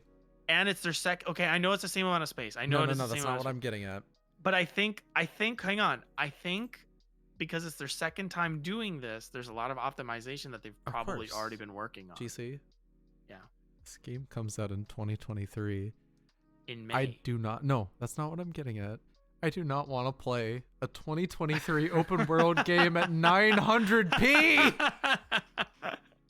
Like, come on. Dude, I have been saying this for a bit. The fact that the game of the year struggles to hit 720p is fucking terrible. Nintendo. I'm not saying kill the Switch. You need to make a successor, and I need to get all my games carried over. Like we were talking about with the last episode, make a dock. Make a dock. Whatever you have to do. Whatever. Look, the end point, the starting point is Switch. The end point I'm gonna is be so upset if they.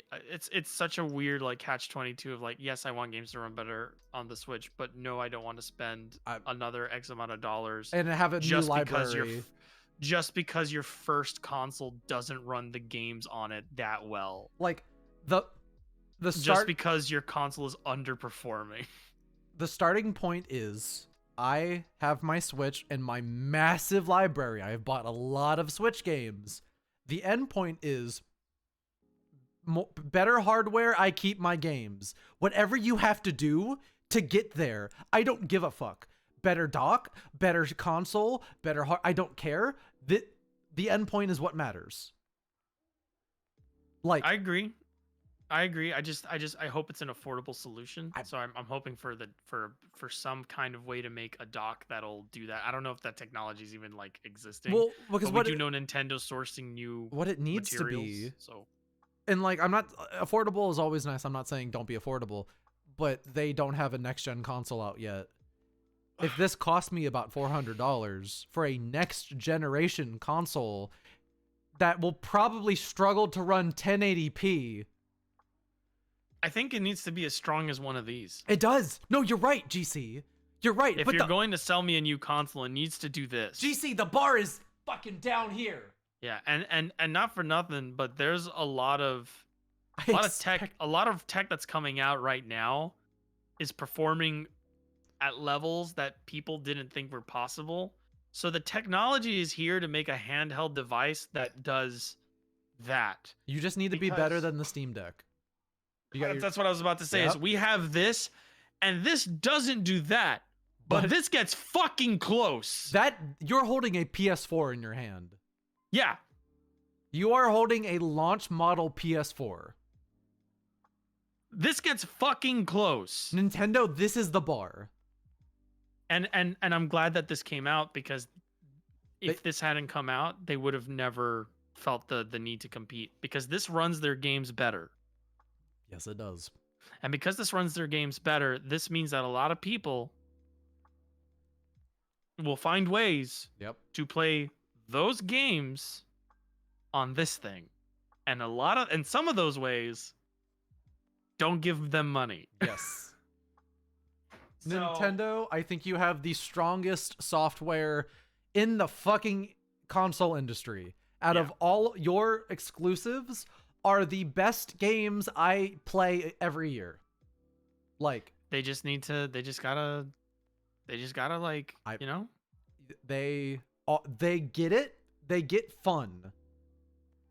But I can't, like, I can't keep settling like this. You know what I mean? Yeah, like I understand people not wanting it or not thinking it'll happen, but like at this We're almost at year so 6.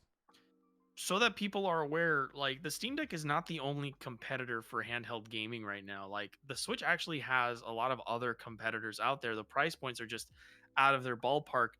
But for people who can afford that, there are devices that do really well. There are a ton of them, like a ton of them in the market right now that are exceeding what this thing does. And the reason why, though, people keep coming back to Switch is the software catalog. Yeah. But they're going to lose that. The longer they wait without getting a new system, the more people are gonna like that hold they have on people for their catalog. It's gonna like unclench slowly and surely because people. I don't believe any rumors that there's a Switch 2 coming out like right away. I don't believe any fucking rumors like that. It's got to be next year. But I do think like it's kind of about time, y'all. Yep. It just past sucks. time. It just sucks that we cannot get. It just sucks that we cannot have a period of time where I can have 2 fucking Zelda games back to back on the same goddamn console. It's just kind of upsetting. I can't get a new Zelda game until a new console comes out. And it sucks because we get them at the beginning of the console's life cycle, which means it is going to be an early like optimized game as opposed to later in the life cycle where you can make that thing sing if you had waited. When Breath of the It's a Wild launch title, came sorry, out, that's what I meant. Yeah, when Breath of the Wild came out, I still had like light in my eyes. When Breath of the Wild came out, I was still going to conventions. Yeah. When Breath of the Wild came out, like I wasn't a virgin. I was still a virgin. No comment. I don't care. I don't give a fuck. It's not about. Everyone wants to fuck. It's not about me. Yeah, fair enough. But let's stop talking about. We can't spend every podcast being like, Nintendo, what are you doing? Yeah, we can't spend every podcast talking about how hot I am. We gotta like move on. We gotta move on to how hot I am. Can we take a pee break? I gotta go do a pee break. Go for it. Okay, let's do a pee break. Everybody go take a pee and we'll all be back at the same time. I'm gonna stay here. We can go in shifts. Because the people who are watching the VOD are not gonna want to sit for an indeterminate amount of time. They can just scroll. No, they'll miss it. Get the fuck out of here, hurry. Alright, Jesus. Get the fuck out of here. Hello, gamers. Don't fucking rush me. Hello, gamers. So what I'm going to do now is I'm going to read comments on my latest video, which you can find at youtube.com/drcullenphd. All right, here I go. An Amazon package of mine shipped. I will find one comment. I will find a random comment. How about that? Only 25 comments? That's okay. Let's see. Kino.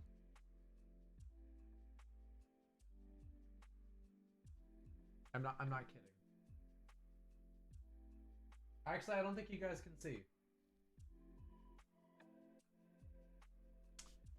Because it just looks like a white screen. I don't... Webcams are weird. Oh, cool. This is that Steins Gate prequel.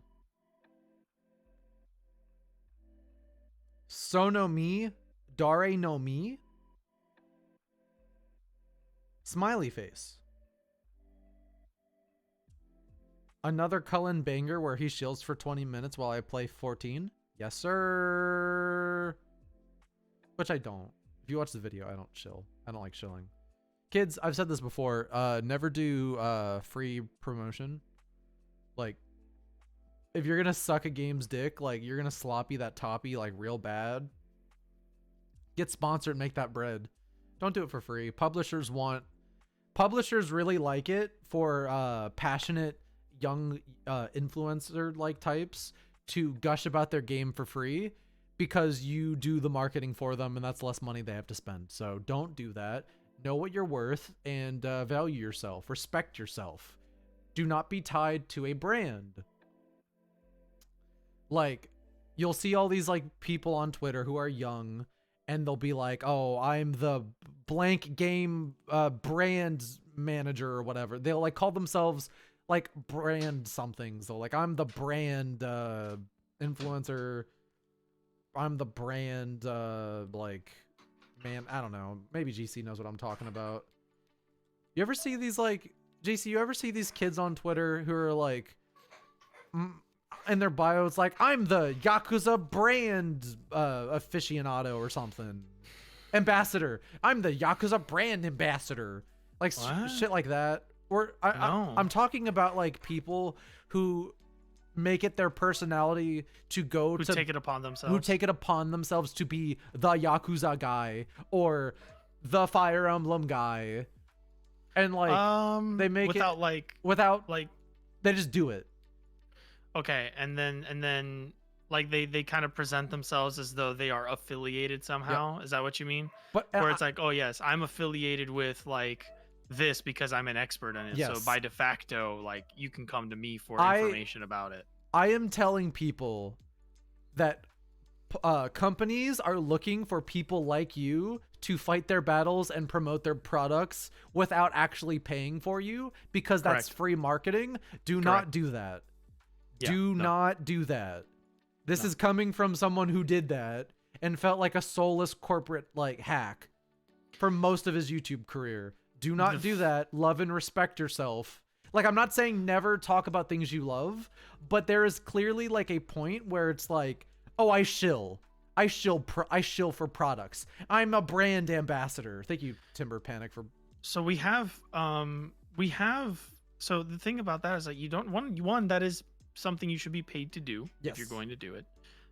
You shouldn't do it if you're not getting paid to do it, because they don't need you to do it. And if you're doing it out of the goodwill of your heart, you should know that what you're doing can actually cause more harm than good, because you're essentially insinuating or suggesting that you are an authority on, you know, what's good and what's bad, and you may be presenting this stuff in ways that that company doesn't want you to do it, or the people that make it doesn't want you to do it, depending on the size. The creator doesn't want you to do it. But more importantly, they already have people that do that. They're called sales coordinators and marketing people, social media managers, media coordinators, media managers, marketing managers, marketing associates. Like, they have those people. They don't need you to do it, and they're paying people to do the exact same thing you're doing. And granted, though, they want you to do it because they want you to do it. It's win-win. It's free labor. All they really have to, it's free labor. All they have to do, send you a review code here and there. Yeah, they send you a review code. They tell you, oh, you know, you want to be part of a video, and then you do a video. Like, if somebody's asking, hey, do you want to be part of a video? Or you like whatever? We would like to sponsor you. Take that fucking money. Yeah, or like there's like some videos of like, I want to talk about the ad for the announcement ad for Ishin, by the way, because the announcement ad for Ishin does something similar, and it's like, it kind of bothers me what they do with that ad, because it makes the people in that ad look really pathetic. What do you mean? So there was like the RGG Summit teaser, or the Ishin teaser, where Kenny Omega's in it, the wrestler, and it cuts to different people talking about, like, vaguely talking about something, and I don't know if it's even Sega related, but it just cuts to footage of them being like, you know, we've been waiting forever for it, and they're just up there working on it, and, you know, us down here, we have no idea what they're doing. And it's like they're using clips that make it sound like RGG Studios is like these people in this ivory tower, and that everyone else is below them, and like they're all just waiting with bated breath. What is the next thing that God is going to tell us. Yeah. And I really found that distasteful. But this is very similar, where if somebody wants you to be in like a promotional ad and you're a content creator, that's great because you get exposure, whatever. Yeah. Like, I need to make but this like, clear in case people mhm. don't understand. I am not saying don't be passionate. If you Sure. love something and you want to creatively express your love for something, absolutely. Which is Yeah. why someone's like, what about doing fan art for games you haven't played yet? Go fan art away. What I am Also, fan art doesn't just promote a game, it promotes your Yes. ability to draw. And you could argue as well that the content creators do the same thing, but I have noticed this trend where it is people who make their channels all focus around one thing in particular. They tend to kind of get this self-important vibe, and I am able to say this as someone who had that, and I went through that, and in my new video, I do but don't kind of reflect back on like that Your behaviors. that part of me who was like the science adventure guy, and that's what I wanted to be, and I wanted to be this expert, and I feel like you gain this like toxicity naturally behind that. And We can interesting way to kind of just talk about this, just off of someone saying, oh, because someone replied to one of my comments, and this is nothing wrong with you, the person who replied, I'm not naming you, but I'm just like, this is just something I noticed, that where they were like, oh, I can't wait, I'm so happy that you get to shill me again. And it's like, I do not want to shill. But back then I would be like, I'm gonna shill you some stuff you might like. But now it is more like I want to talk about works of art separated from the fact, because before my prerogative was that I was like, I want you to buy this game and support this thing. And now I am more like, I want to talk about the art of this. Where I think there is a bit of a difference, because like, I don't know. I really just don't. I've noticed there's more and more and more, because the people who make it their entire personality, it's really just not healthy. I think that's really where it comes from. I mean, we can sit here and talk for quite a while about sort of You got us. You know what? You know what? You got my ass. Anyway, I just got nutted. Anyway, we can sit here and talk a lot all day about that, and how like content creation for a lot of people is a very personal thing, whether or not they try to make it a personal thing. A lot of us project ourselves into the stuff we make, because the art, like the stuff we make is either very personal, or like we're deeply involved in the process, so it's impossible to take ourselves out of the work. And what I'm kind of saying, that's like, that is like, creation isn't inherently that, but it's when the corporate side of things get involved. It starts to become a thing where, and I kind of skirted with this a little bit with the Dragon Quest stuff, where the more of a single thing you do, right? If you focus yourself on all of that, you have to be careful. And there's a lot of people out there who are like the Dragon Quest guy, the Yakuza guy, right? Mm-hmm. Or gal or person, whatever. Yes. And they're fine. There's nothing wrong with them. That's their specialty. They focus on that kind of content, whatever. There is a sect of this sort of like specificness, and I think this really happens just anytime. And I don't even think it has to happen specifically when you're like the game insert game guy. But it's like this putting really your happens, personality all into like. I'm getting to that. Sorry. It happens when it's the inverse that's happening, where instead of putting yourself into the work you're making or the subject that you're tackling, whether it's whatever piece of media it is, you are attempting to justify why that piece of media is a part of who you are. Mm-hmm. And it's very different, because media is a very personal thing, and I understand that, and some people do make incredible changes to their life when they are influenced deeply by media. I am literally the way I am because I read One Piece. Fiction is a powerful thing. Yeah. Like the artistic and creative part of fiction, like I'm like, certainly what ends up happening is that some people will start to see themselves as an authority on something, or they do something so much that they kind of, I've seen it happen where they kind of I've start seen to it happen a believe. lot. Yeah, they kind of start, and you this is pretty consistent, so like I'm comfortable saying this. They kind of start to believe that they are owed something. Mm. And that's the danger with this, where they start to believe they are owed something by the companies Or even the they fans. focus on, or the fans. Like we joke a lot. I joke a lot about like when the Judgment PC ports got announced, I said hey, when Ishin got announced and stuff, I've tweeted out, I said, hey, which Japanese series with a ton of Japan only games do you want me to cover? I'm thinking of a new Quest Perspective series I want to run, making the joke that, Yeah. you know, It's you that did it. yeah, making the joke that it was me that did, but I don't actually believe that. But No, of course not. there really are content creators out there who believe that they made an impact, and they might have, but they also believe that they're owed gratitude Recognition, and gratitude. recognition, and they start to believe, if they are paid attention to by those companies, and companies will pay attention to you because they want you to work for them for free, um they will start to believe that those companies care about them on a personal level. Like the people that work there give a fuck about you, like their brand managers. Oh man, like those Sega representatives on Twitter, they give a fuck about me. Mm-hmm. They want to be my friend. They want to know that my day's going well. You know, we're like coworkers almost. Yep. Like they might as well be like in it with me. You know, like We're we part of work the Sega closely. family. Yeah, Dun dun. I've worked closely with Sega. You know, I've worked Mm-hmm. closely with Square Enix on Dragon Quest stuff, because one time they sent me codes, and that means they trust me with Yep. their whatever. Be careful with that. It's That's dangerous. yes. I feel like it brews this toxicity that you might not realize. It brews what it is, that toxicity is a horrible bias.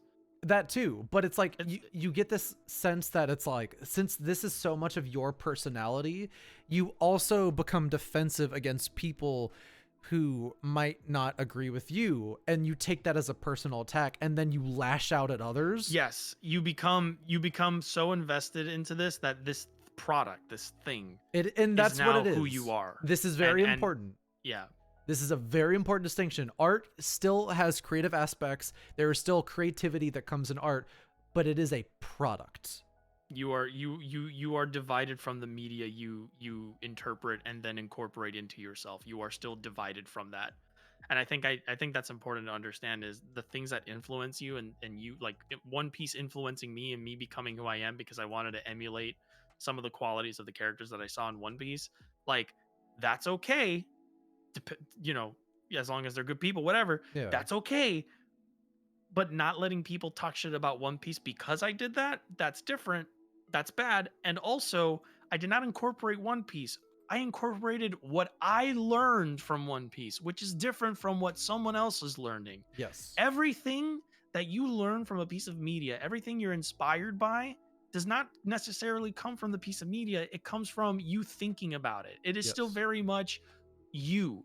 So it is not Persona that taught you things. It is not Yakuza that taught you things. It is what you took away from that. And then if you try to enforce that on others, and then like I've seen it, and this needs to be clear before anyone's like, oh, they're subtweeting me. This is not a particular thing. This is blank tubers as a concept. And you will see it happen fairly often. In every time someone tries to be the blank guy. I'm the blank guy, and then you put a lot of yourself into that. You become like that. And at the end of the day, you need to understand that you being an individual is a lot more important than literal standing of products. Being an individual is more than just liking things. Yes. Like, you need to, like, and I'll get people still. It's like, I miss when you did these videos, and like mostly, and it's like, I realized that I could, like, it was unhealthy. Sailor, you don't know how right you are. Yep. No, you're right. Nintendo YouTubers tend to be the biggest examples. Not all of them, but a big chunk feel like they are a part of the Nintendo family. Yes. And it Mostly is because a lot of them were a part of the Nintendo ambassador program. and if we're gonna like look into this a bit more, it is worth mentioning that as someone who probably grew up primed to be this person with his upbringing and like again I was a nerd who had no friends and it, like you when suddenly a bunch of people come like around you and then praise you as being an expert in something, it goes to your head and like you like Oh hell yeah, it does. it like you start to be You think you're the hottest fucking you shit. think you're great because no one's ever given you that much attention before and it's you have to I'm a social butterfly. GC is a GC brand ambassador. But I am. my point really is just be careful. Be very careful, and you know, be aware that at the end of the day, it's a fucking video game. and at the end of the day, all this company truly wants you to do, the company, I don't know about the people that make it, but all this company really wants you to do Is push to products. buy the game Yep. and pitch it to other people Yep. and get them to buy it. And whatever they're telling you never reaches the ears of the people who make it. Yep.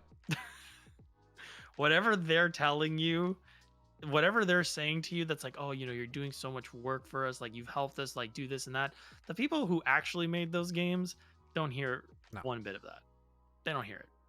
You're never gonna like there's definitely cases where you can talk to the creators directly in the indie scale and stuff, but like you are not affiliated, you are not working for them, you are not in the special thanks, like you're nobody. I've emailed, you're an asset, you're an item, you're an object. I've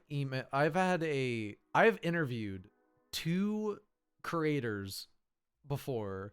Like I got the chance to ask questions and the responses I got back were the most generic, creatively like lacking things I have like ever. I don't like giving interviews in most instances because it really just feels like, well, and that's the thing. When I say it's like, oh, it feels like I was just like on the conveyor belt, but like that's the thing. Like their job is to just like, it's not their job to have a life-changing discussion with you, and that's fine because they make the stuff and they don't always care as much as you do. You need to separate the stuff, really, is what I'm trying to get at. You need to be aware that you are not the media you consume, and the media you consume is not representative of who you are in the sense that people not liking it is directly affecting you on a personal level. And if it is, you need to go talk to someone about that. Like you need to go have a professional conversation and you need to explain, I can't separate myself from that. And you should probably work on getting rid of that because that's a really nasty habit. And I've had friends with that habit. I've known people with that habit, and I don't talk to those people anymore because it's just not a fun conversation. Take sponsorship, kids. Make that get paid. Get paid. If you're going to do it, get paid. Get that fucking money. Yeah, like that's the thing. Like, yeah, and also, you know, I don't know. Strive to have a critical mind. Yes, have a critical mind, and don't do unnecessarily extra bullshit for free. Yeah, don't do that. Anyway, what else did Nintendo show off at the Direct? Speaking of Nintendo and slave labor, let's talk about farm life games. Dude, farm life people eating good finally. There are so many farm life games coming out. What was your favorite of the bunch? Atelier Riza 3, we got Harvestella. Well, I will say Riza is not a farm life game. It is a adventure alchemy game. And with I play all these, GC. And with every recent game, like they've been leaning more towards adventure. Right. There's there's no farming. Farm life is an umbrella term. I know, but with each game, the potion game's also coming out. That's good too. With every new Atelier game, they're straying more from the sim stuff and more towards action adventure. Sure. So my favorite one out of the bunch, there were so many. We've had this problem before where like it's like you get shown so much shit Yeah. that you just forget stuff. There's one There's so many. There's one that stood out to You'll me. probably remind me. My favorite one, because I played the demo the same day, was Harvestella. Fucking Harvestella. Harvestella's great. Dude, I played 5 minutes of Harvestella, and you know what I thought? Mm. Oh my god, this game runs well on Switch. Yeah. And it looks well, okay. On the demo I played, there was some slowdown issues, so Okay. I'm not getting it on Switch. Yeah, it doesn't, like, later Okay. on, like, very quickly that turn. Oh yeah. In the important parts, just like with every Switch game, when it really needs to run really good, it runs great. But you will notice in the parts that it doesn't really matter, you will notice like really staggering, like suddenly the grass in the forefront of the shot is like 10 frames a second. My bar. Oh, A Wonderful Life remake! I forgot, so I'm super excited for that too because that's my favorite Harvest Moon game. I'm currently the next video is a Rune Factory video. Rune Factory 5. Hey, it's too soon for another Rune Factory game, don't you think? We're getting 2 more. That's insane. We're getting a remake of 3 and then 6. and then 6. I guess 5 sold well. You agree with me, right? Like that's like really soon. Like that's a lot of Rune Factory really fast. Like I thought Rune Factory 3 remake was really cool, and that's neat. I mean, maybe 6 will be like 2 years later. I hope 6 is like 4 years later. Farm Life games have like they don't mature shortly. Like you can't annualize that. That's how you end up like Harvest Moon did. I just my thing though is that with Harvestella that has me so excited. Dude, Rune Factory 5 runs like ass on Switch. That game's performance is embarrassing. It is bad. Yeah. Harvestella by comparison, Harvestella like, runs like a dream. I'm playing Harvestella and I'm like, oh my god, what is this, 60 FPS in comparison? Do you have an early copy, or do you have a key, or do you have a demo? No, the demo. Just the demo. Okay. The demo. So the demo is really good. How do you feel about like the mechanic blending? I played 5 minutes. Hey, I got news for you. Is it great? Do you like The Last Remnant? I don't think I played it. I played a little bit of it. I know it's your favorite game. So it's not combat like The Last Remnant, but the music, the UI, the areas that you go to, the designs of enemies and characters, that's all The Last Remnant. Oh, I believe it. No, like So, I was getting some like. So this is straight up a love letter, openly by the people that made it. This is a love letter to their favorite games. Exactly. It seems like this is a group of people who played a lot of Square PS2 games. And if you say this looks like a PS2 game, God, it feels so much like I'm playing an old school PS2 game I missed out on. Yeah, but like, and so people get scared when you say PS2, but we're not saying it looks like a PS2. Like the graphics aren't amazing, but it's art style and art direction and visual tone. This looks, I feel like Square PS2 throwback aesthetically, and I love it. Playing this, I feel the same way. Playing that demo made me feel the same way I felt when I finally played Xenoblade on Switch. And I said, what the fuck? What the fuck? This is the PS2 RPG I've been waiting for forever. It feels like it took me back, baby. It took me back home. Like it felt good. That was me with Soul Hackers 2, where it was like, this is what I wanted. This is what I wanted all along. Double A, baby. Double A is back. Yeah. That's the great thing about 2022. Double A is back. There's a lot of Square Enix mid-budget titles coming out. They're the most. I said this earlier. Their mid-budget lineup is all incredible. It's stacked. It's stacked. Like, I feel really bad for people into AAA games because you're like, y'all boring asses are probably gonna be like, 2022 was really boring for games. I wasn't really big on 2022. It's all right. It's like, nah. Okay. But me, the jank eater, I'm like, yeah. So it was good. Like, honestly, there's a lot of good farm life stuff. It was weird because I was like, man, that's a lot of farm life stuff. But I was like, that means this direct was made for me. It was like Zelda, Fire Emblem, farm life. I was like, yeah, let's fucking do it. Want to know what we didn't see at that place that I thought was interesting? Those remasters.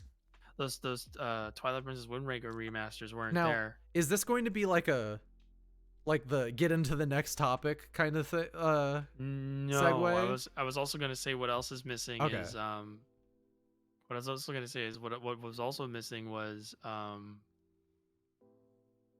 my god, Cullen, you fucked me up. I'm sorry. I forgot. Damn. I forgot. You fucking asshole. sorry. I forgot. You son of a bitch. So Front Mission looks pretty cool. Yeah. Oh, you just reminded me. Okay. Yay! Front Mission looks fucking great. I'm kind of sad that they're not packaging those two games together because both of those games look done. Yes, but I will say, so apparently all 3 of those are made by different devs.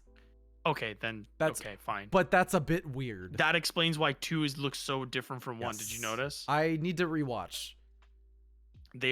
Those 2 games are like just like immediately you're like, that is a different fucking game. Yep. And I didn't know that was made by 2 different people because I just assumed it might be the same one. So I just thought, oh, I guess they kept it more faithful for 1, and then for 2 they kept it more faithful to 2, but they try to keep them like they try to keep the evolution of the series consistent because I just assumed that's what happens. You know what we didn't see? We didn't see a release date rescheduling for Advance Wars. We did not. Apparently they have asked Nintendo, like someone asked Nintendo about that, and their response was pretty much, when we reschedule it, we'll tell you. And it's like, guys, I know it's a sensitive topic. I get it. But like, but also, I don't think anyone is going to think you're being insensitive. No, I don't think a single fucking person is going to think you're being insensitive. I agree the delay at the time that it was going to come out was a smart move. Yes. That was a really smart move. I think at this point, especially because it's not a brand new game based on these things, it's a very old game just getting remade. That's cartoonish as fuck. It's, you know, like I can understand sensitivity in the moment, and I know the war's still going on. And like also, but like at this point, no one is going to think you're capitalizing on a bad thing. And I know the game is loosely based on things in the past related to those things, but again, like at this point, put it out. No one cares if you're gonna put it. Like at this point, it's fine. Also, now I couldn't help but notice, and I know it's not a 1-to-1 comparison, but if your whole thing is with war, why not? You're not delaying the Fire Emblem game.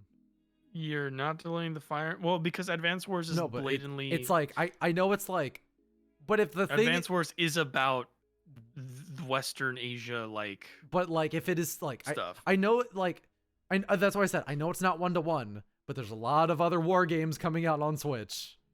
Yeah. But true. You could then easily make the argument that it's like, if war is what you're having such a bad problem with, there are games that take out that have a lot more serious depictions of war. Xenoblade 3 opens up with a very horrifying war cutscene that I only heard, and just listening to it was like, holy shit. I do not think maybe I'm like thinking of it too simple. I don't think anyone would be offended by Advance Wars at this point. I mean, it's so loosely based. It's just got like some iconography. It barely has iconography in it of like Russian stuff. Like it actually is very, very, very, very loosely like looks like it. I feel bad for everyone who paid full money for that. Apparently, people could have already played it. It unlocked for some people. I don't know if they revoked that. I think that's fucked up. I think they ought to, like, if there's people that already have pre-orders, you should probably honor those pre-orders at least. You know? Yeah. The iconography is the blue moon and they're all stereotypes. I mean, like Olaf is definitely a stereotype, but Gus? Like Gus is just a lanky guy in a coat. I get that it's a shitty situation. Like, I get it. Trust me. I understand why they delayed it. We are talking about, for anyone who is just popping in on the stream, we're talking about Advance Wars. Yeah, we're talking about the fact that it didn't get a release date in at the latest Nintendo Direct. So one person got to play it and then lost access a day later. Shouldn't have said anything. Yeah, honestly. Don't tweet about that. I always follow the Wooly thing on anything. Shut the fuck up. back it up and put it up on the internet. You want to know what's what you should've great done. about those?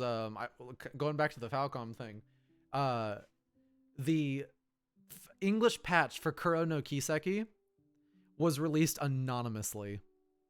Good, yeah, that's how you avoid trouble, because they will go seek legal litigations against you. I don't like 4chan, but some clever people there who were just like, hey guys, let's work on this. All right, it's out on Mega. Bye. It is just like literally like while they're still adding and working on it, you cannot, that's out forever now. Yeah. That you can't, someone's always going to have I know it. for a fact that I know a couple of mod authors who were doing certain things for Dragon Quest XI who had to stop because they started seeking legal repercussions for them. Oh, geez. Yeah, so they had to stop talking about it and stuff like that. But shut the fuck up. Yeah, seriously, don't announce you're doing anything. Don't try to garner attention for it. Trust me, you will be recognized for your achievement if you just put it up.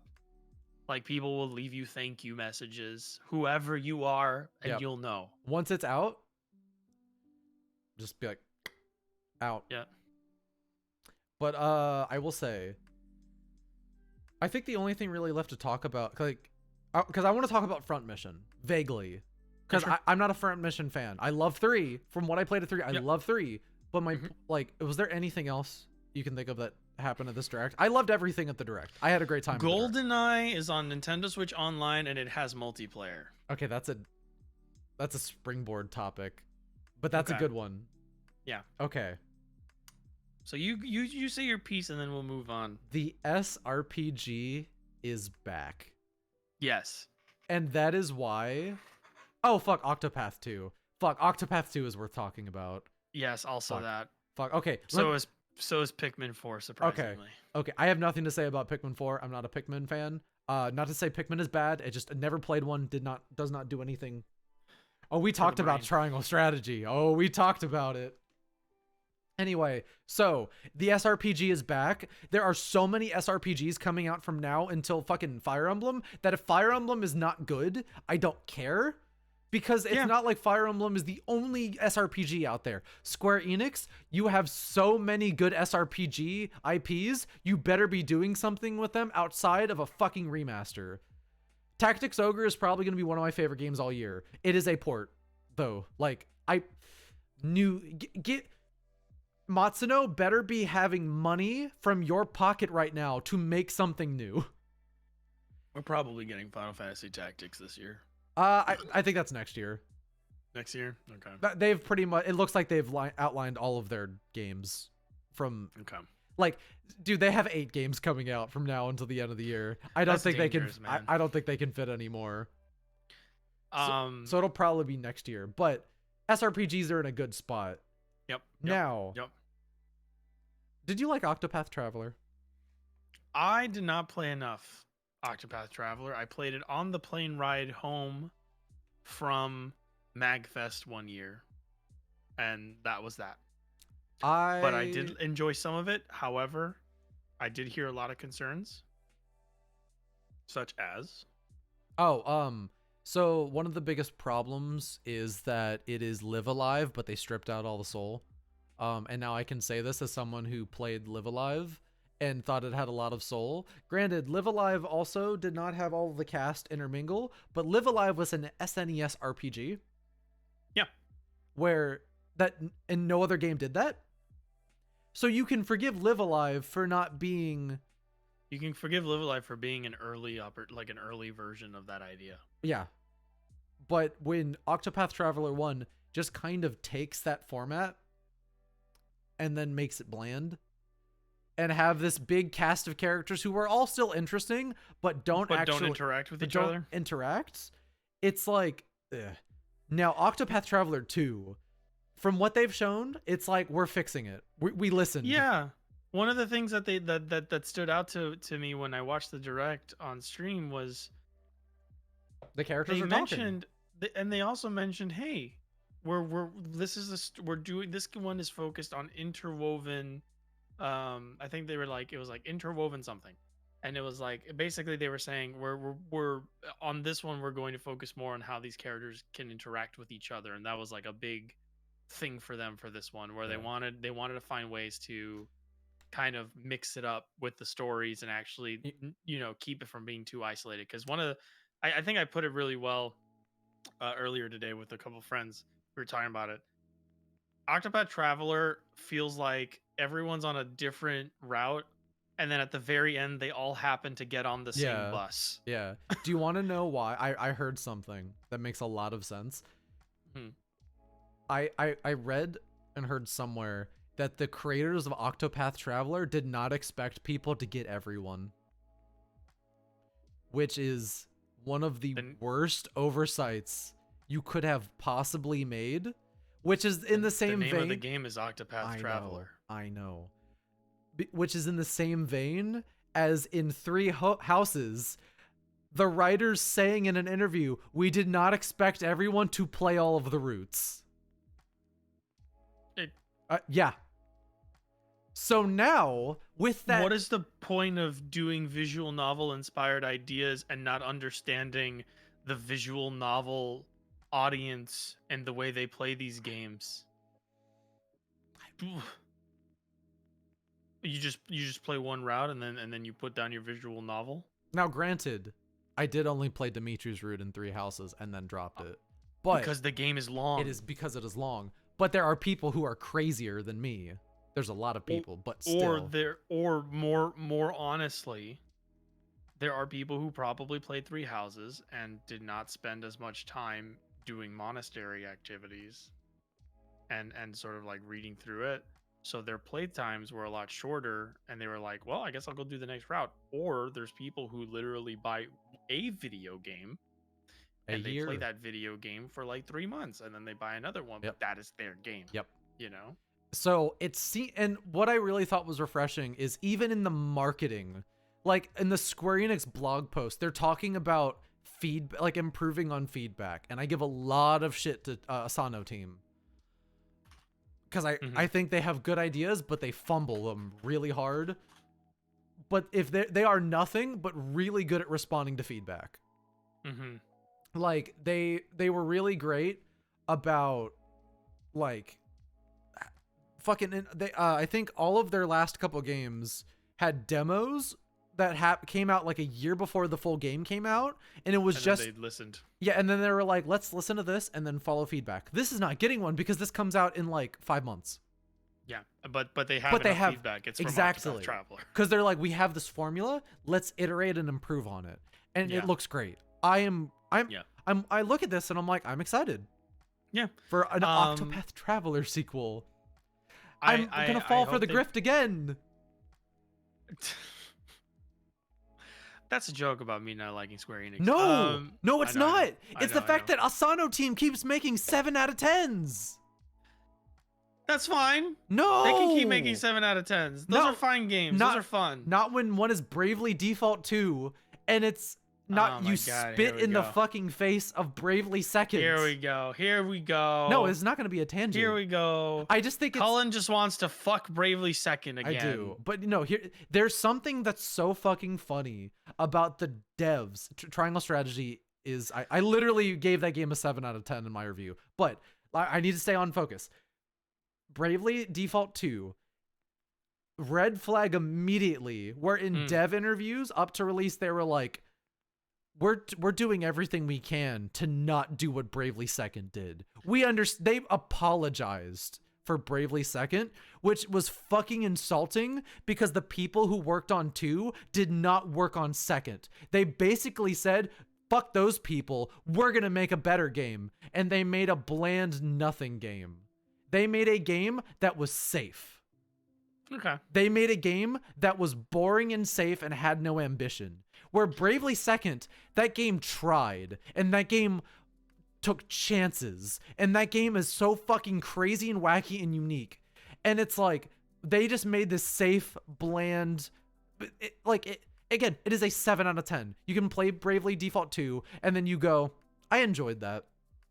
Okay. But I didn't love it.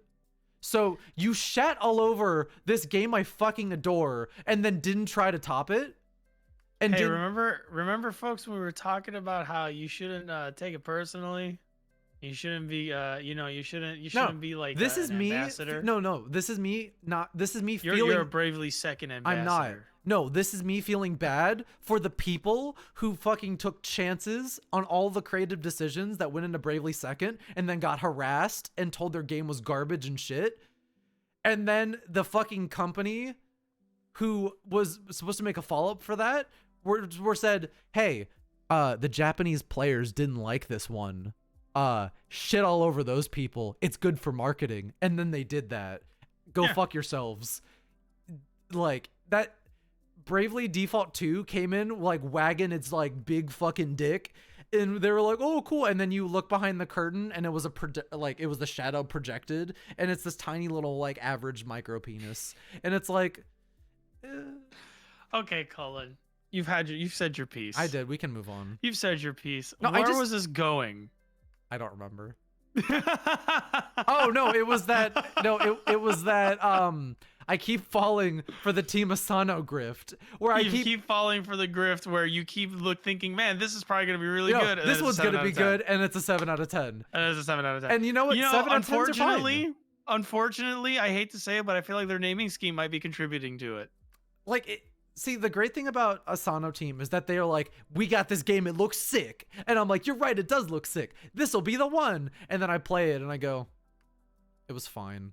We've made a platformer where you cook things to do platforming. Cool, what's it called? Jump Fry. Oh. Okay. Like, I don't know. I feel like if Bravely Second was bad and almost no one liked it, then maybe they should change it. Bravely Second wasn't bad. But a lot of people didn't like it, so they went with the flow instead of sticking to their guns. But which you could, but like, instead of being like, okay, let's do something new then. Let's try, like, they instead were very they didn't try to like carry on the good ideas from Second. They just discarded it entirely, and then they insulted the work of the people who worked on Whereas, it, like, which is something you probably should never do. Bravely Second has the best, most creative job system I've ever played in a Final Fantasy-like game. There's never really any substantial core vision to any of the Asano projects. I feel this way deeply about a lot of their stuff. Oh my god. What? Not to interrupt you. It's the Rise of Skywalker effect. Complete Phased has summarized the Bravely series. Bravely Second is your Last Jedi. Where you have Bravely Default, which is we're doing Final Fantasy V again. Yes. You have Bravely Second, which is we're doing some shit. We're going. This is gonna piss people off, but we have a vision that is so fucking strong that I don't think The Last Jedi is that influential, but yes. No. I see what you're saying. But it's yes, like, I agree with what you're saying. I haven't seen Last Jedi. Like, I'm not a Star Wars guy, but I know. Yeah, but I know. One 3/4 of that movie's pretty good. No, but like, that's the thing where it's like, Rian Johnson, say what you want about him, he had an idea and he had something interesting to say. And in the concept of Star Wars, which is bland and boring and lame, he really tried. I'm not with him. I know. No one's with me. You show up at his doorstep, just know, like, I'm not, I just work here, dog. Bitch, I have your address. You do. I think I had yours, but I forgot it. It was probably 2 addresses ago. Also, I moved. I can send them to that other address and then get your new address. It'll work. That's true. But anyway, so it's like, and then you make a game that is I agree with you, Xeon, by the way. I feel that way too. But I don't think, so I don't feel that, I think they have okay. I'm gonna cut you off. I'm gonna cut you off because it's gonna be a Bravely Second soapbox for like 30 minutes. I'm not a contrarian. No. Cullen's not a contrarian. Cullen just thinks passionately about that specific game, and he feels like they went in the wrong direction. Okay, so I don't want to keep like going, but I need to make this clear. I played Bravely Default 2 in a very rough part of my life. Right. I got an early copy of it, so I literally had no outside opinions. Cullen loved the end.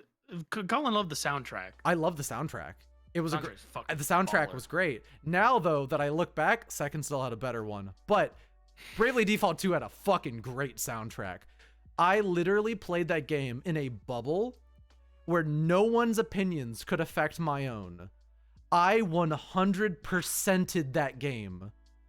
This is not something a person in good mental health would do. Okay. I was going through it. For 99.99% of that game, I was like, I fucking love this game. This game's great. And then the ending is nothing. It is like when you reach this point and you're connecting all these dots and you're like, I see what they're doing. I see what they're doing. You didn't do anything. It ultimately is not that. So that kind of leads into what I was going to say is a lot of the games from this specific team, and I'm assuming it's largely the same people because it follows like a very similar like naming scheme and trend and style and whatever. I feel like they have some neat ideas, but they also want to play it safe, and I feel like that's might mostly be a Square Enix thing of like, hey, you guys are pretty consistent, right? Like you guys make pretty, your shit sells pretty all right. Your shit sells pretty all right and it only costs us X amount of dollars to make.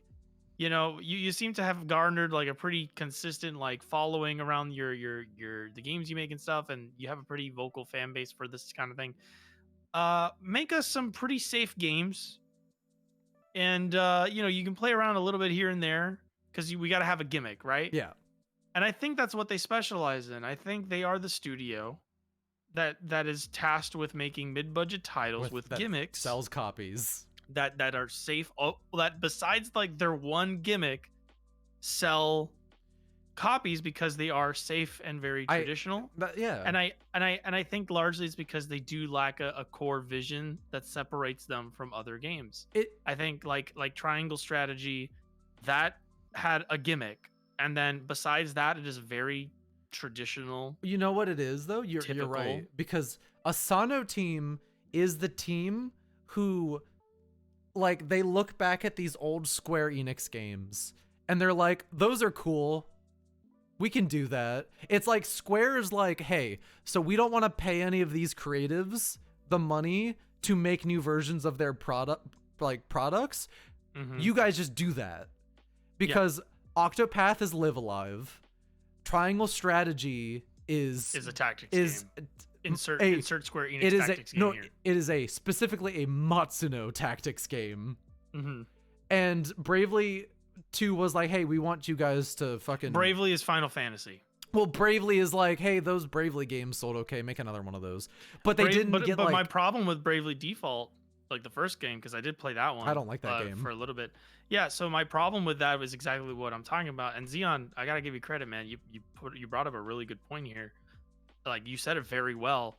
Like, Bravely Default, and I'm gonna add to what you're saying. It adds a gimmick, which is the Bravely/Default system, which I like. I like that idea. It was, I mean, when it came out, people were like, "Oh, this is so cool." And then ultimately, that mechanic doesn't really go anywhere beyond just, oh yeah, I will supercharge and miss out on turns. But taking turns faster and missing out on turns ultimately is not that different from a traditional RPG. Hey, GC. That's just what happens. Hey, GC. What? Guess what? Bravely Second adds So guess what? Mechanics. So guess what? Bravely Second has a mechanic. I'm sorry, I thought I could pull him out of it, but I found myself back here. Have you not played Second? No. I want you to play Second. It's so I will play Square Enix. No, dude.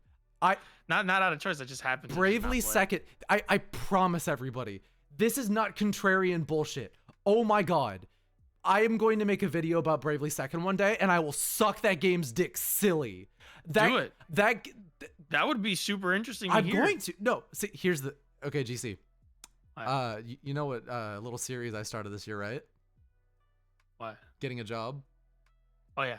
That's the vision. Oh yeah. That's the vision. That's perfect. It's the vision. It's always been the vision, baby. It's just that is an elaborate excuse for me to get to talk about tactics and Bravely Second. Is Tokyo RPG Factory still making stuff, or are they done? They probably got taken out. What was the last thing Tokyo? Yeah, Oninaki. They got taken out back. They got taken out back. Anyway, so you know how you were saying how there's no real reason to like brave a bunch and like just get it done Well, fast. there is a reason.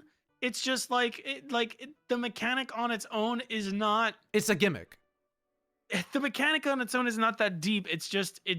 Like it doesn't add that many new layers to gameplay. Like it doesn't actually set itself apart that much. What Bravely Default had going for it was that it was one of the most consistently good to okay RPG stories, and like just like all around, like it was a consistent It was RPG by the numbers. at a time where RPGs that were coming out were fucking bad. Yes, but listen. Like it was safe, but safe is what people wanted at the Exactly. time. But with Bravely Default 2, we were getting weird and good. So being RPGs safe, were Sonic at the time. like, And we got a Sonic Frontiers in the form of Bravely Default. so like, okay, so second takes those. I need to suck. Let me suck. I have to suck. Go for it. I'm just making eye contact. Second. So second has a mechanic where if you beat a fight in the first turn, you get an EXP stack. But then you can choose to do more battles.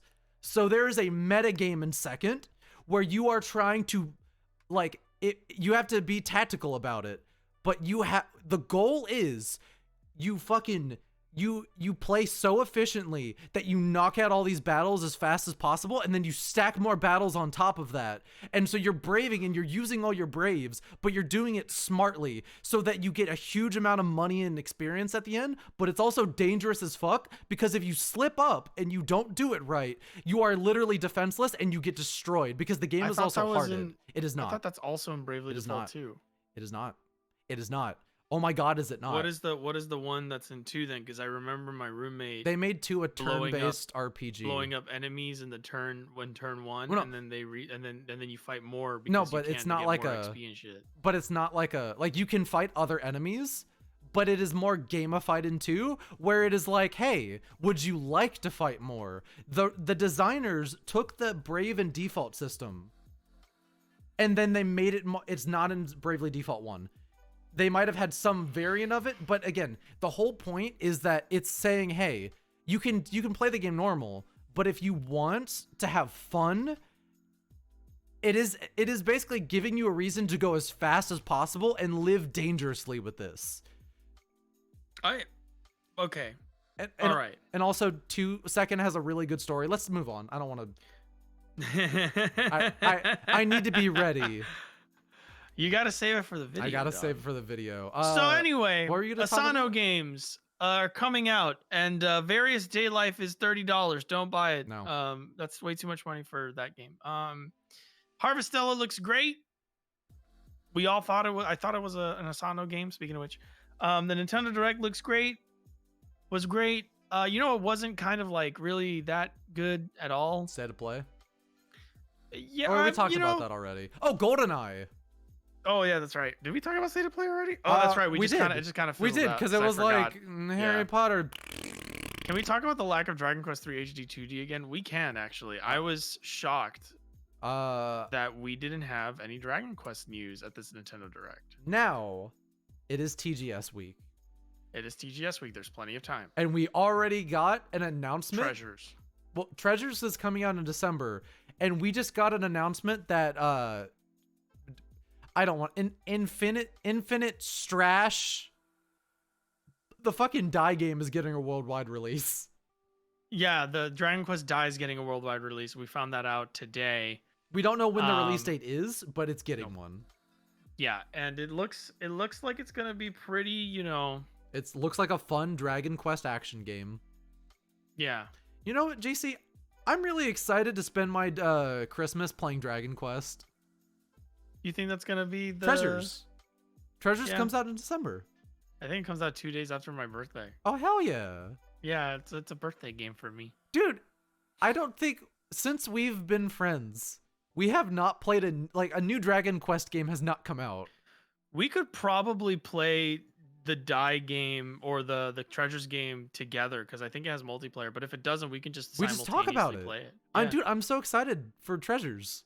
I Like, haven't played a Monster Hunter, Dragon Quest Monsters game in a while, and that looks like that's what that's like aiming to be. oh god. Okay. Oh, I'm so glad you Oh asked. god. Okay, I apologize. This has been a substantially more tangential episode than usual. Well, we're moving through the subjects pretty fast too, honestly. Like last time we kind of like moved slowly. This time we have a lot of news and we've kind of Yes. like gone through it. So like honestly, Okay. this has been a great episode. Let's talk about, like, I'm sorry that we're going so fast. I'll real quick get back. We're going at a good pace is what I mean. Well, we're just covering a lot of stuff in a really good way. We're almost at our 3 hours. I'm not saying we always need to be at 3 hours, but that's our ideal. So, but I will say, GoldenEye, real quick on that. I'm not a GoldenEye fan. I don't give a shit. But I can point out there's something fucky going on when the Nintendo Switch Online N64 port of GoldenEye will have online multiplayer, but the Xbox One remaster is local only. L. There's also something fucky going on where people are starting to notice that it makes no sense why the entire N64 lineup isn't just on NSO, considering it's just dragging and dropping files into the already existing emulation software. But then you can't have people get excited at something they could play on their computer. Then you can't market market a ROM to people. Because I know why. Because they need to stretch it out so people can keep playing for the subscription. So, I mean, fuck, you're not gonna fucking finish playing the entire Nintendo 64 goddamn library. No, but it's like it keeps them like, oh, I get to wait for this to come out. Then I get to. Are you kidding me? Fuck it. If you tell them, hey, you have access to 300 fucking things, they're gonna go, I don't really want to lose access to that. It's really handy to have. I'm still paying for Game Pass, and I haven't used the fucking Game Pass game since I fucking got it. But that's the thing, though. I don't pay for fucking Game Pass. That doesn't have value for me because there's nothing like. It's you gotta. I think that I'm not saying what the smart thing is. I'm saying that's the logic. That's what they're thinking. Fair enough. And but let's so like while we're on the subject of the Nintendo Direct, something that was at the Nintendo Direct and really looked exciting when it came out, and then suddenly everyone and then after people looked at it, they were like, something about this isn't right. I realize these happy days won't ever last. Tales of Symphonia is getting a remaster. Re-release? Remaster. It's really funny because they were like, hey, it's because the title's literally Tales of Symphonia Remaster. It's the PS3 port, isn't it? It's worse than that. It's worse than it's just the bad unaltered GameCube port, isn't it? No. The GameCube version was the original. Right. The GameCube is the best version to this day. All right, I'll go through this really fast, everybody. I'm not a Tales of Symphonia stan, but I'll give you the history of Tales of Symphonia. So Tales of Symphonia came out on GameCube, ran at 60 FPS. Correct. It was classic. Everyone liked it. Tales of Symphonia got ported to the apparently weaker PS2. I found this out recently. The PS2 was not strong hardware. I didn't know. Anyway, adaptable but not strong. Adaptable, not strong. Even though I think Abyss came out after, it looks better and runs at 60. But whatever. But because of this, and because it was an old ass game, it is the logic on the game was made around the game being at 30 frames a second. People obviously did not know this at the time because they knew a lot less about game dev at the time. So people were just like, oh, it's a port of Symphonia. It runs a bit worse, but whatever. Then HD period starts coming around. People want games in HD. Remasters start being a big hit. I guess someone at Bamco got rid of the GameCube source code because the PS3 HD remaster was based off of the PS2 game. The PS2 game has all of the game logic around 30 FPS. So the PS3 remaster was 30 FPS. Back then, I'm sure people are like, that kind of sucks, but we're also in the PS3 era. We're all cavemen, whatever. That PS3 version was ported to PC, which is when I'm sure people started to be like, wait a second, what's up with this? Why doesn't this play like the way I remembered it? Oh, because that's still based off of the PS2 version. And almost nobody played that. Most people played it on the GameCube. So you're looking at this and you're like, well, the PC version might look pretty, but it plays worse than the GameCube version. Now, what's really funny is that because of this remaster, it has been like all of the research fans have done into trying to mod the game into 60 FPS have resurfaced. Have you seen the videos of people trying to force the game to run at 60 FPS? And No. everyone's arms are noodling like crazy and like freaking. It is literally fucking ingrained into the code that this game will break at anything higher than 30 FPS. You'd have to rewrite it. You have to rewrite it. You'd have to rewrite the algorithm. And that costs money. And, it's a lot easier. Money and or time. Money and time. It is a lot easier when you're trying to re-release a game like this to have. You don't really care. You don't really care because you're Bandai Namco, and you're looking at this. And I missed a step. The PS3 remaster. Say what you want about it. It came bundled with a new port, an HD remaster of the Wii sequel. Tales of Symphonia: Dawn of the New World. Now, that is not a popular game. A lot of people do not like that game. But I will say I didn't even know Symphonia had a sequel. It does. People don't like it. I haven't played it. Now, it shows still a lot of respect to bother remastering a Wii game on PS3, making that HD. That is a great move. It's good for preservation. Tell the folks what they've won, Cullen. With the Switch version. I'm getting there because it's worse. It's worse than you think. Now, for whatever reason, when they ported the PS3 version of Symphonia to PC, they did not give a fuck about Dawn of the New World. They left that on PS3. Right. Now, I have to say this is all guesswork, but it looks like the facts are there. So, this remaster is announced. It costs $40. I happen to notice that this game, like the remaster on every system is 30 FPS. Yes. Now, for $40, you are essentially buying a port of the PC version. Now, GC, do you know anything about how hard it was to dev for the PS3? Yes. And it was a nightmare. It was a nightmare. And everything had to run on in a very specific way, similar to the PS2, except the PS2 would let you do like weird things because of that. The PS3 didn't let you do anything because of that.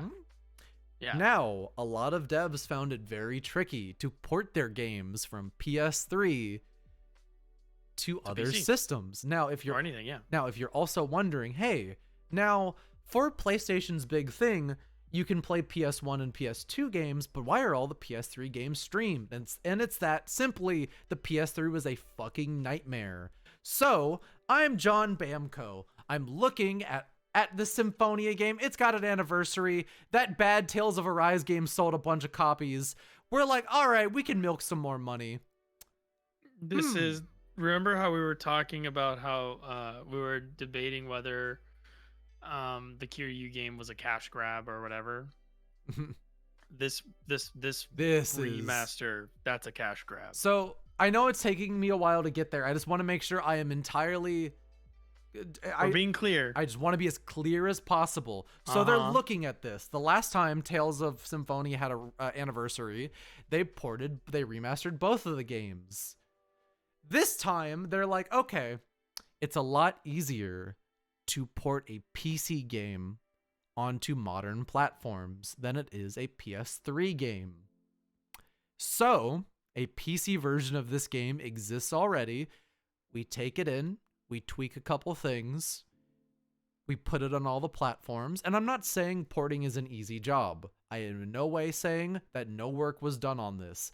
I am saying that it is very obvious that this accessible PC port is the basis for this, and they are essentially selling a $40 port. which is They're less. selling a $40 port of a PC game, And which had no improvements from the PS3 version, And they're which calling had it a no remaster. Yeah, which had no improvements from the Wii version, Well, and they're calling it a remaster. well, I will say, at the very least, the PS2 to PS3 version, that was a remaster. Sure. That was the work was put in, even if you think Sure. it was poor, the work was put in to remaster that game. I thought it went to the Wii before the PS2. No. The Wii was the sequel. So they went Okay. They put the PS3, they put the Wii sequel on the PS3. But on PS3, they bundled these games together. Yeah, and then they ditched the sequel, which I mean, not great, but whatever. But so how old really is this so-called remaster? When the PC version I think came out a couple years ago. But the PS3 version is what it's based off of, right? Yeah. So how old is that version? I have to look into that real quick. Because that's just a port of the PS3 remaster. It is correct? a port of the remaster. Yeah, so really what you want to know is how old that PS3 remaster is. Because that is how old 2013, 2014, around that era. Tales of Symphonia Chronicles. 2013. Yep. All right. And that was arguably a more ambitious and respectable attempt. Yeah. Like you could argue they had a rough hand, but they still probably did the. Yeah. Let's say this, right? Baba. That's 9 years old. You can't be calling that a fucking remaster, especially because and to the point of this, that Tales of Symphonia PS3 copy wasn't called a remaster in the first place. No, but it was. But they didn't call it a remaster. So to call this one a remaster, the implication is there. The implication is that you've done something between these versions. But if this is a port of the same work that you did on the PS3 version, now, hey, that's a 9-year-old remaster. That's no fucking remaster. And that's 2 generations ago. Now, they have. I have seen the comparison shots between the two. They have tweaked some of the graphics and like shading and stuff like that. But like, you guys took a PC port, changed a couple things, did not fix the biggest problem that everybody complained about, and there's just being like, here you go. Also, we took out one of the games. Teehee. This is pretty blatantly what we would qualify as a fucking cash grab. Yeah. The outlines are still fucked up. Thank you for pointing that out. I'm like, I don't know. Like, I'm not like, because I look at their back catalog of games. Now, I will say, I think it is a good idea. Like, if this is literally all you guys can do, it is a good idea to make this as accessible as possible. Put it on consoles, but you're charging $40 and you're calling this a remaster. It's not a remaster. It is a port. I very much feel like that is dishonest. Yeah, it is. That's the part that I don't like. It's like I could care less if it was. I mean, I would care a little more if it was. I care that it's locked to 30 and it played 60 natively on the GameCube. You know, and that sucks that they lost. Honestly, what this game should have gotten was a fucking remake. Yeah, you should have remade this. I mean, this game's a classic. People love Symphonia. If you'd said you were remaking Tales of Symphonia, their heads would explode and like they would rush out the door to buy it. Like the fact that people still say emulate the GameCube version. Yeah, that's the way to play Symphonia. It's embarrassing. But you should to focus on this. It's like to focus on this remaster. It's like you cannot like that. That is criminal. I think it's criminal to call that a remaster. Given the circumstances, and I think it's egregious to charge $40 for it at that point. Like, obviously you and I, we say this all the time. It's like, I would love to just pay for less and less for games. Like if you give me the option, of course I'm going to say yes, cheaper, please. but like they're $40. and they're not even I don't remember how much the Vesperia remaster launched for, but the Vesperia remaster had some good additions where it ran at a better frame rate, and also, especially if you were in the West, it included all of that content that was never localized. Granted, I have a lot of issues with the Vesperia remaster, but that is a better justification. That is still the definitive way to play that game. You cannot call this a remaster if you have actually done nothing. It is the same game to justify it. Is it visually the same game? It visually you can't tell a difference. Vesperia was $50 at launch, and honestly, worth it. Let's talk about that. Now that we're on a price tags conversation, because I feel we're like talking about Persona. we come in on two different sides of this conversation. So we both agree that the Tales of Symphonia remaster, $40 is too much. We disagree that this thing should even be called a remaster. Well, we think it's dishonest. It should be. Yes. Now, we think it's dishonest. I will admit, full disclosure, I am part of the problem. I want to play this on Switch. I know. And also, okay. But also at the same time, wow, I'm really happy that I can look at this game and go, well, there's no reason for me to play this on any other system. Dude, it doesn't matter. This game is a cheapy, dumb Barbie looking model. The game looks like shit. I'm sorry. It needs a it needs a remake. That's what this should have gotten. It really should have gotten that. Oh my god, this is embarrassing. But the fact there's something so funny about this where it's oh, this game is 1080p max on every system. And but so me, the fucking locked to 30, but locked to 30 1080p on every system. So I'm okay, I have no reason not to just buy this on Switch. Because it's a hybrid thing too. So you get the benefits of that. Literally get it. It's coming to PC, right? Nope. I don't know. Honestly, though, if they try to resell that thing, that is embarrassing. That shit on my Steam Deck. I do not know if this is coming.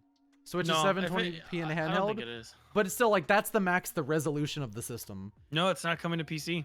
Well, probably because the remaster's already there. PC. Yeah. Which is even more damning of what they it's even more evidence that they know exactly what they're doing. Course. It should have been Abyss. I'm so thing I want to say on this. I've been wanting an Abyss remaster for ages because the last system Abyss was on was the 3DS. Yeah. And you know what? For a 3DS, for a PS2 to 3DS conversion, that game's fucking impressive. That is a solid port. It doesn't run as well, but it's a 3DS game. Yep. But they put the work in to make it widescreen and everything. I want that game saved off of 3DS. Really bad. And instead you're fucking lazy and you're just port it to other systems and call it a remaster and we're done. Now let's talk Persona. So let's talk about Persona because we're talking about prices for re-releases of things. Mm-hmm. And we're on either side of this conversation. I think I'm more in the middle than you think I am. Yeah. I think I'm also kind of in the middle. I have two feet both sides of the line. So I think I'm kind of in the middle, but I err on the side of this should have been cheaper. The Persona 5 Royal PC port, for those of you that don't know, is $60. It is a full price release of this game. I think that is ridiculous. It could have been cheaper. I think even with all the DLC, I think that's too much. I don't think it's much. It's too much by much. I think 40 or 50 is way more in the price range for this kind of thing. I think in a perfect world, this would have been 40 to 50. That is correct. I think this probably should have gone for about the same that Nocturne went for. Nocturne was 50, but yeah. But in that same vein, what I'm very happy about is that we do not have this exact same fucking problem that we do with a game like Tales of Symphonia. GC, it is a very different context. It is a much more gray conversation. And it is a different context than Nocturne and all these PS2 games where the logic was tied to frame rate. Because what's great about this, what I will say though is there should have been an upgrade path on PlayStation. Yes. That now I in some way in a very, very, very thin way, because you're giving all the DLC for free on this version, Mm-hmm. and the DLC is not free on the PS4 version. You're like, but there should have been an upgrade path. So let me explain the reasons why 60 is too much for this. Oh no, but I wanted to real quick. Sorry. One of the biggest things about this game, because this is billed as a remaster, Okay. because it is, Right. because this game runs at 4K 60 FPS on every system that can handle it. Okay. And it includes all of the DLC. Right. But is this any different from the PS4 version? Yes, because Okay. the PS4 version was locked at 30 FPS. Okay. So, Now, that being said, this is a game that has been out Royal's been out for about 2 years. 3 years. It'll be 3 years next month. It came out in 2019. But 2020 for October the West, but I get it. Yep. I mean, I that know. should not matter. I know. Granted, I'm not disagreeing with you that it should have been cheaper. So, my thing is that, first of all, the DLC you're getting is not. My argument for this is, yes, you're getting packed a lot of DLC. It is not content DLC. Granted, It is some of this was definitely things they cut out of that game and sold back to They people. cut out that game and sold it to you for day one DLC. Yep. Did you know that Joker's third form persona was DLC? Yes. So let's so a lot of this stuff is that, or it's stuff that was cut out of the game to be resold to you. That's shitty. Do you want to know the cynical answer whenever you're done? Because I already know it. That's shitty, but it is a matter of, but it is still something that happened on launch window. Mhm. A lot of the other stuff is cosmetics, stuff that they sold for special events or tie-ins or crossover events that they wanted to do.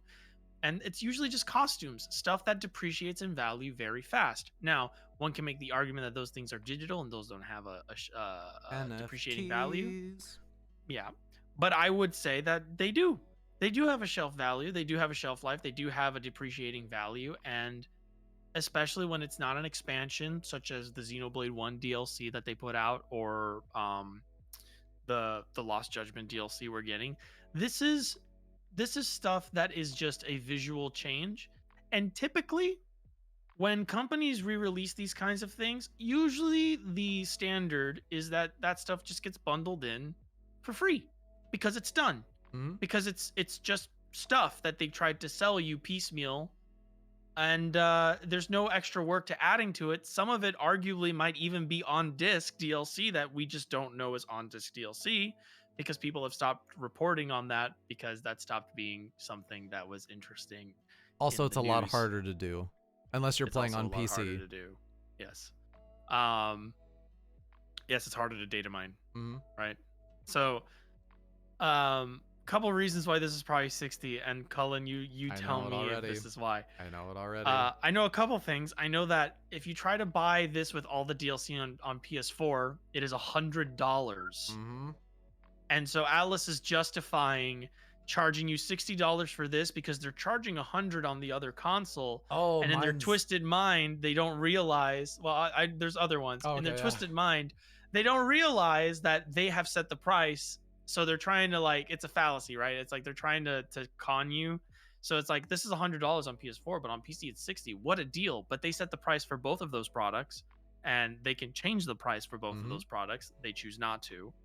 Now I will say, PC gamers definitely got the win here. It is very rare for a game that launches at $60 on PC for people to actually buy it for $60. Like, it's true. GMG, Fanatical, and that's like legal third-party key sites. Like, again, GMG, Fanatical will you can get it for GMG. You can get it at GMG for like 48 already. Is that like probably what usually with new releases, if they're doing the deal, like you can do 48, 45, 48? You are 45, 48. so that's probably what you're paying on PC. And that's better in that's much better ballpark. Yep. And honestly, that's what it's worth. Now you should do that. Do not buy this for 60. Now this goes back to the cynical market brain where GC I left it open for you. Go ahead. GC, here's the smart business person thing to do. You know that a lot of people see that price tag and they're like, that kind of sucks. Mm-hmm. But they also know that with a game like this, especially because this is Persona 5 finally getting ported to everything. The main thing, look, I love Persona 5. I'm not buying this. I'm not rebuying this on PlayStation. Straight up, no reason for me to. There's no reason for me to buy. Like, I'm gonna be playing this game on Switch, and I'm gonna be losing. This ties into the fact that there's no PS5 upgrade, right? Yeah. No, Yeah. like no reason. Yeah. There's zero. It's the same, but it's the same like Yep. it's the same like collective cynical view of like this is also why Yeah. they're not But doing it there. my point is, they know that there are people like me Yeah. who will be like, okay, but I need it right now. Mhm. They know that the hardcore Persona fan base is like, I want it. I want it now. GC, I sent you an image earlier today. Yes, you did. What was that image of? It was an image of the one more edition of the Persona 5 Royal Collector's Edition pack. Did you know how much money that was? I don't know yet, but I do remember I said you don't need any of that shit. That's garbage. No. And you said I already bought it.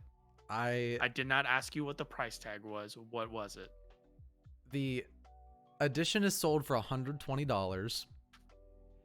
And I heard very quickly that I was not alone in getting a $37 shipping fee. So I will say, if you want to support my endeavors, there's a PayPal link listed on this right here, and a Patreon link that will probably be listed in the VOD. They charged you shipping?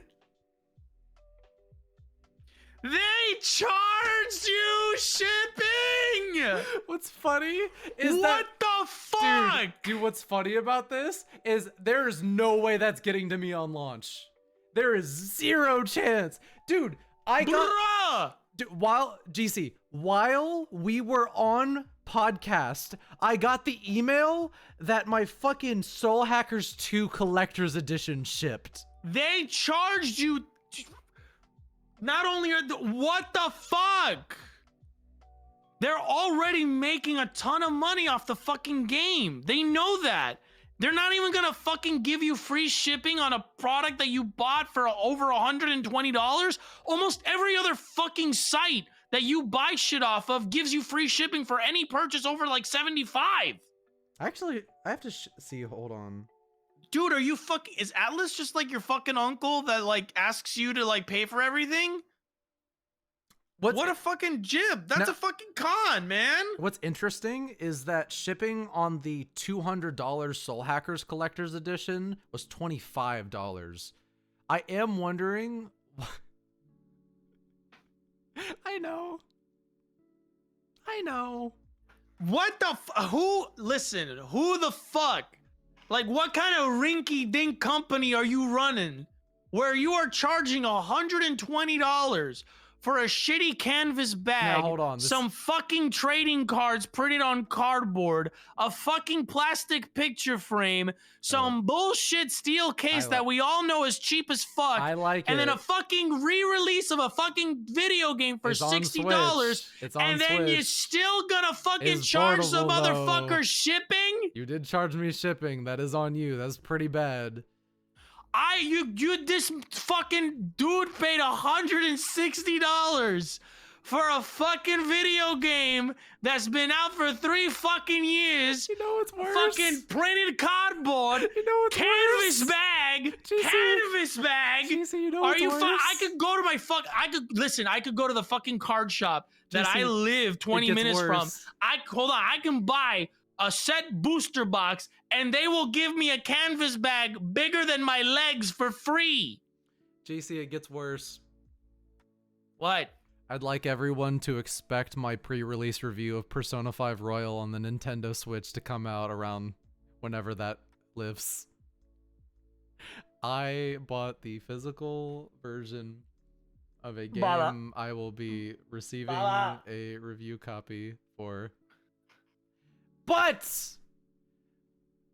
I bought it so I could give it to my girlfriend. I cannot wait for you to get all the shit that comes in that fucking collector's edition. I'm gonna love and it. for you to go, wow, all of this is really cheaply made. And I'm going to go, yeah, because it is. I want that bag. I want that bag. $37 for shipping on That was pretty 120. bad. That fucking bad. game's gonna come in a fucking case and it's gonna have a download code in it. No, and it's when not. it does, I swear to God, it's gonna have a fucking download code in it. Oh my fucking God. My girlfriend's That gonna is really so like the much game. goddamn fucking money, bro. My girlfriend's really gonna like playing Persona 5 Royal. For mierda. Like shit, it's fucking crap. Like, are you serious? My girlfriend's gonna. I really hope she likes Persona 5 Royal. She was never able to beat the original Persona 5 because she's not really into console gaming as much. So I really hope she appreciates her time with Persona 5. Now I say all this. And of course the whole fucking PayPal thing was a joke. I'm not actually expecting. Like, let me finish. do you know what this is? Let me Do you know what finish. this Let is? me finish. Hold on. Let me finish. Okay. But they know there's people like me. And there are a lot of people like me. So, the idea is charge $60 for the game up front, and you know as soon as that game starts going on sale,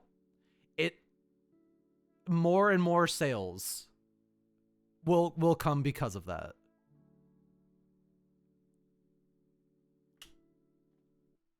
Like, no, that's the cynical marketing thing of like, you get the hardcore hyper fans up front for the full price because you know they'll pay it.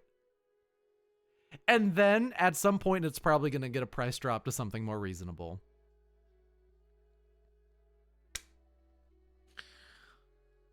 Dude, like, no, you're right. Yep, that's it. You're right. You're right. It's let's sell it for 60 now because people will buy it at launch for 60. And then once that starts to die out, then we'll lower the price. Because they know. And instead of giving it an affordable price, they know they can make money off of the niche audience. Because it's not niche anymore. But they know that a bunch of people, which is why this goes back to the ambassador shit of people saying you got to buy it at launch to support the release of the game because otherwise we're not going to get other ones. But like what I'm trying to get at, to that shit. What I'm trying to get at here is that this is why I think this is inexcusable the most on PlayStation.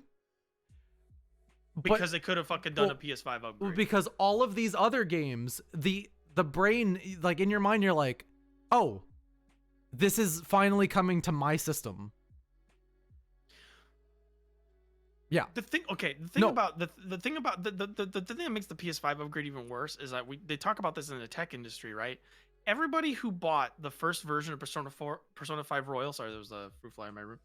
Everybody who bought the fucking Jesus. Everyone who bought the PS4 version, when this new version comes out, you all become early adopters. You all became early adopters because we knew this was going to happen. Because by the time Persona 4 Royal came out, we already knew we were getting a PS5. We already knew that there was going to be a discussion about upgrades and stuff like that, and people played coy because they didn't want to like outwardly just say, "Oh, no, you're not getting a PS5 upgrade." But the fact that they're not following the trend for that, and they expect you to pay $60 again, is basically telling the people who bought the first version, and I'm saying this about Persona 5. Like the original Persona 5 to Persona 5 Royal as well. Yeah. The fact that there's no upgrade path for that. The fact that there's no upgrade path for the PS5 version. At the very least, from Persona 5 to Royal, it's super different. It's like they redesigned the entire fucking game. Right. Now, what they should have done, even if you could not get a save transfer for whatever reason, what should have happened is we are re-releasing this game on PS5. We are making all of the DLC free now. You can upgrade to the better version if you want. What I was going to say is that you've basically told your early adopters, the niche fan base that bought your game, talked about it, pushed it into stardom, okay? That made it popular. Or that helped you capitalize on its popularity, Yeah. whichever of the two came first. You're telling those people, fuck off. Give me more money. Pay me again. Everyone who's already bought Persona 5 Royal should have gotten a free PS5 upgrade version for it. Yeah. Or at like least, I don't know, a $10 upgrade like they did. Fucking, like, and if you want to talk about cost, Honestly, Death Stranding has like a $10 upgrade. God of War has like a $10 upgrade. Yeah. That's what they charged for those. Yeah. You're telling me that Persona 5 needs a full $60 price tag. Like, at the very least, you could, if you were a big enough fan, you could say, well, now I get to play it on, like the idea that I get to play Persona 5 on the Switch is, like, interesting, like, to me, as someone who was like, I got to play this on console, I get to play this on something, like, it is a portable version of this game. Now, the price is not here, but the fact that it's like, if I want to play this on my PS5, I have to pay, like, that's egregious. It's I don't like that's I think in general $60 for this game is like this re-release is a lot. It is great that this is looking like a phenomenal port. I'm not saying that the work put into the port is shoddy, because honestly, like, even like from what I've seen of the Switch version, that shit looks impressive. Like, it looks good. They put effort into this. The pricing is just whack. I don't think I don't deny that the work got put in. I don't think we disagree on this at all. No, we don't. I'm surprised. I thought that's where we were going. No, okay. No, yeah.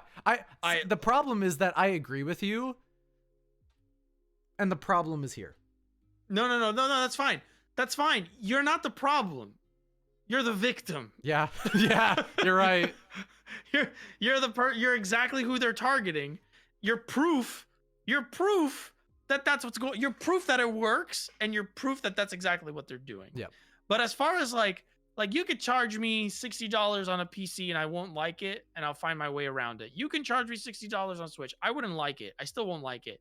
But not doing this, that's criminal. Yeah. To me, I think that is a scam. And that's what makes me lead the rest of this as a scam. Because if you're willing to do that here, you're finding ways to scam me in other ways.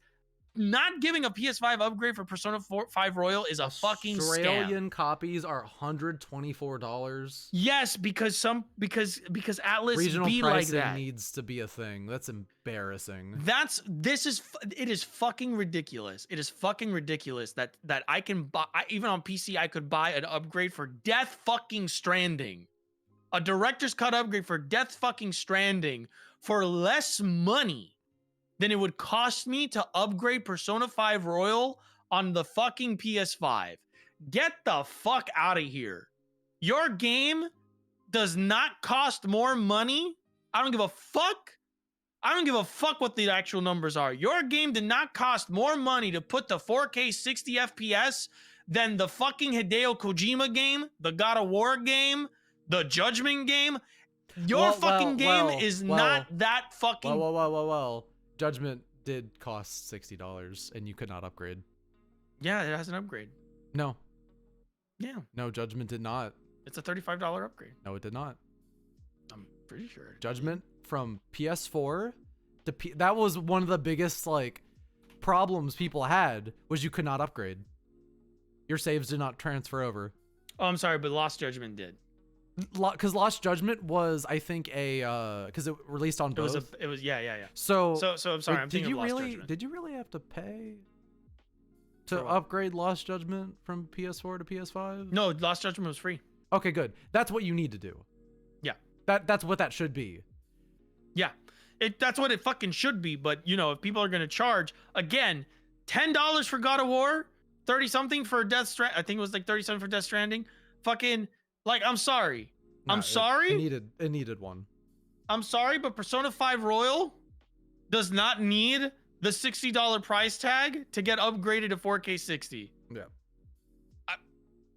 And even then, the point of the upgrade is to honor early adopters who know that there's going to be a new console and you're going to port it. The point of the upgrade is not even necessarily to charge somebody for the upgrade. You know what? First of all, they shouldn't charge you. You know what they should have done? The point of the upgrade is to honor the fact that some people went out of their way to buy your game on launch to make your fucking sales numbers look good when you launched it, knowing and being very open about releasing it on a different fucking console. You know what they should have done? On the newer one, rather. You know what they should have done? What? Is that... Because I can see that in their perspective, it's supposed to be like well, we gave the DLC free to everyone else. It's like, okay, charge an upgrade for PS4 to PS5, don't include the DLC. No, give them... No, I'm saying, like, if... Like, I'm saying, though, it's like, if the DLC was the problem, a lot of people would be like, I don't want the DLC. I want the game running better. If the DLC, No, I mean, if you're taking the DLC into the cost of the, yeah. Like if their justification is that, then it's weak. Yeah, no, it is weak because what should have happened, like we already said, is that the DLC should have been made free on PS4, and then you give those people the free upgrade, but they can't make money that way. But then I'm saying, if you really wanted to make money, you should have offered an upgrade path at all. Like, I don't know. It's fucking stupid.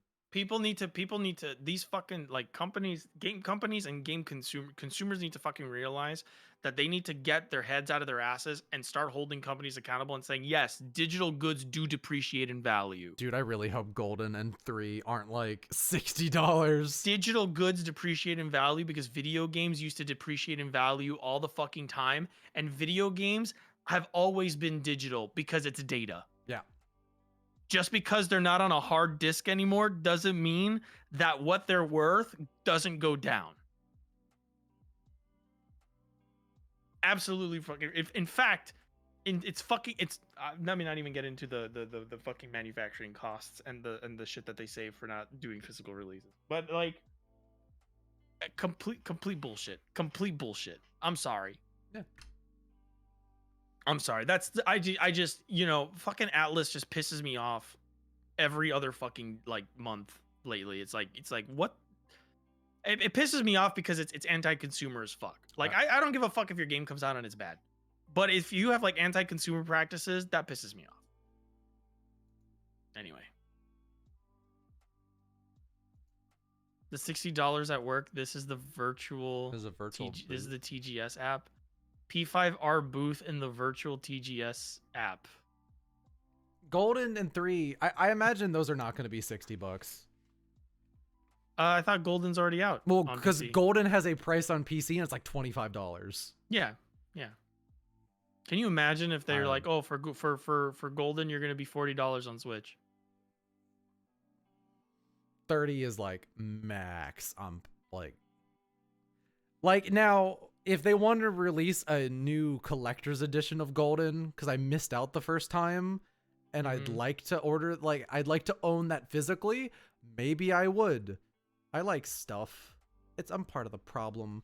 But like, if they charge like $40 for Golden, that's If they charge me $50 for Persona 3, oh, that is definitely get ready to hear me fucking get mad, dude. Because it's not even like you could use the argument. It's like, well, this time we're bundling all the DLC, so there's extra value. Those games don't have DLC.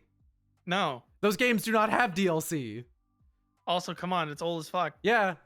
Like, I know again, we stress this all the time. It takes work to like put these out. Hey, I don't care if the game's that fucking old.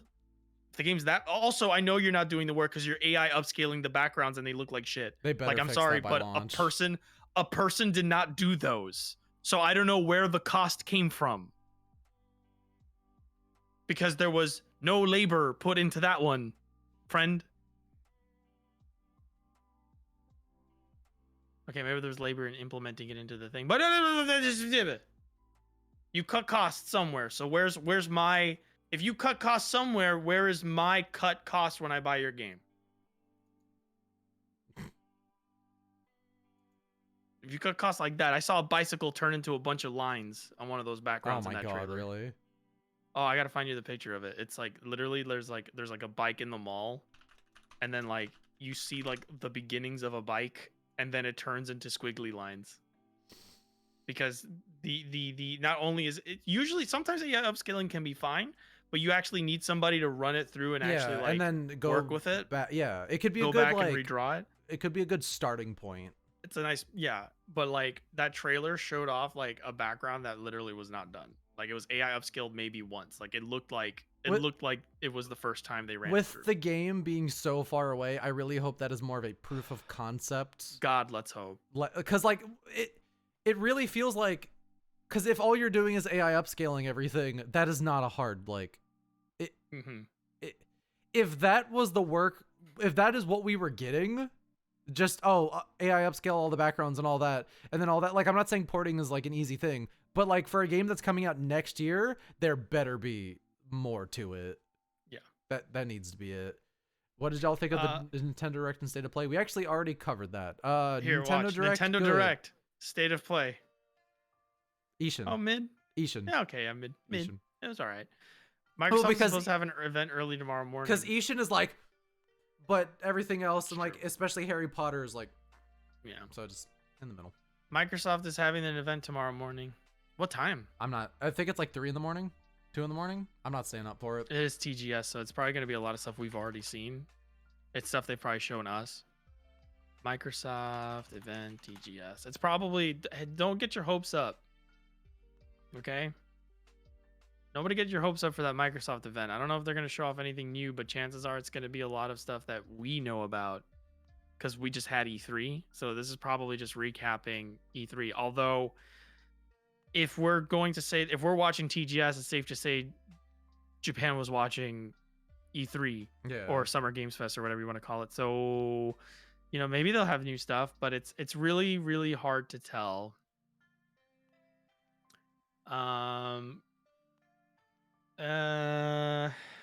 When is it? Tomorrow at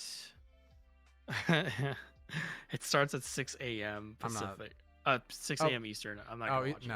No. That's the thing. Like I work. I have a job. I have 9 to 5. I'm not fucking. I know. I'm not. Although One Piece Odyssey is getting showed off at 9 a.m. The One Piece. The One real. Piece is real. Look at my cock. My cock can't get higher. Capcom is doing something at 10. I don't care. Yeah, they don't really like. They have good games coming out.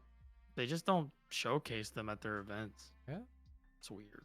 It's like maybe we'll see more Battle Network stuff because Battle Network is really popular. The only thing I'd be really excited from this event would be like, what is Sega announcing anything? I want Microsoft to say Dragon Quest X is coming to Game Pass. Like, what I want from TGS I want to know the Sega umbrella announcements and the Square Enix announcements. I do not care about anything else. And this has been proven by the only thing I've cared about so far is the RGG stuff that I've heard out of everything. Like, Microsoft, you know what? If Microsoft saves Dragon Quest X like I've wanted them to do for ages, I might even buy a Xbox One out of solidarity. The goalposts have started to shift. But they'd probably just put it on PC because Microsoft is bumbling and they don't know what they're doing. So, good for me though. I like how Microsoft is pro-consumer on accident. Because they fucked up their console exclusive so bad that they fucked up being a greedy corporation out for like exclusive money that they just gave up and said, fuck it. Well, it's Microsoft, so they just acquire companies and they know that eventually you'll just have to buy from them anyway. Yep. So. Yeah. Oh yeah, DQ10 Offline came out. Apparently it's good. Is it in English? No. Then I'll wait. Yeah. As you should. I have a really hard stance about Dragon Quest stuff. I won't play it in Japanese until it gets released in the West, because I'm not supporting those releases until I can play them. I mean, it seems now that it all comes back to Simulship and Dragon Quest is now there. So, good. We did a lot of screaming this episode. Yeah. You screamed about Bravely Second. I screamed about anti-consumerism laws or practices. Loss. GC, what do you got? What do you got working on? Unless there's more you wanted to talk about. No, I think we can. We've done a good job today. All right. I'm working on the second half of my videos. Ooh. They're going well. I'm actually rendering one right now. I just paused it for the podcast. Told Cullen about this earlier. I'm sorting my magic card collection into my big drawer with custom inserts that I made to sort everything by alphabetical order and numerical value, because I'm a psychopath and I need to have everything organized like that. Mm-hmm. And I am currently in the process of outlining the next batch of videos that I'm going to make once these are done, because I am very close to finishing them, and I am going to I'm going to work on probably starting Judgment sometime next week or the one after. I'm excited for you. Yeah, thank you. Judgment is good. I'm excited. I'm excited to pull my collar and pump my fist at cool stuff, and then pull my collar at the bad stuff, and just sticking to it. Do more work on the house. I still got a lot of stuff to do out here. I'm dealing with like a ton of mess that I gotta organize and shit. So yeah, that's me. How about you, Cullen? I'm taking a break. Finally. For like a day or two. That's fine. A day or two is. I am. I put out a video today. Please, everyone, go watch it. Please. I put a lot of me into it. It broke my fucking capture card to make it. What I'm doing after this is I bought. I mentioned this in that one of our group servers that we're in France, but I bought all of Pat Labor.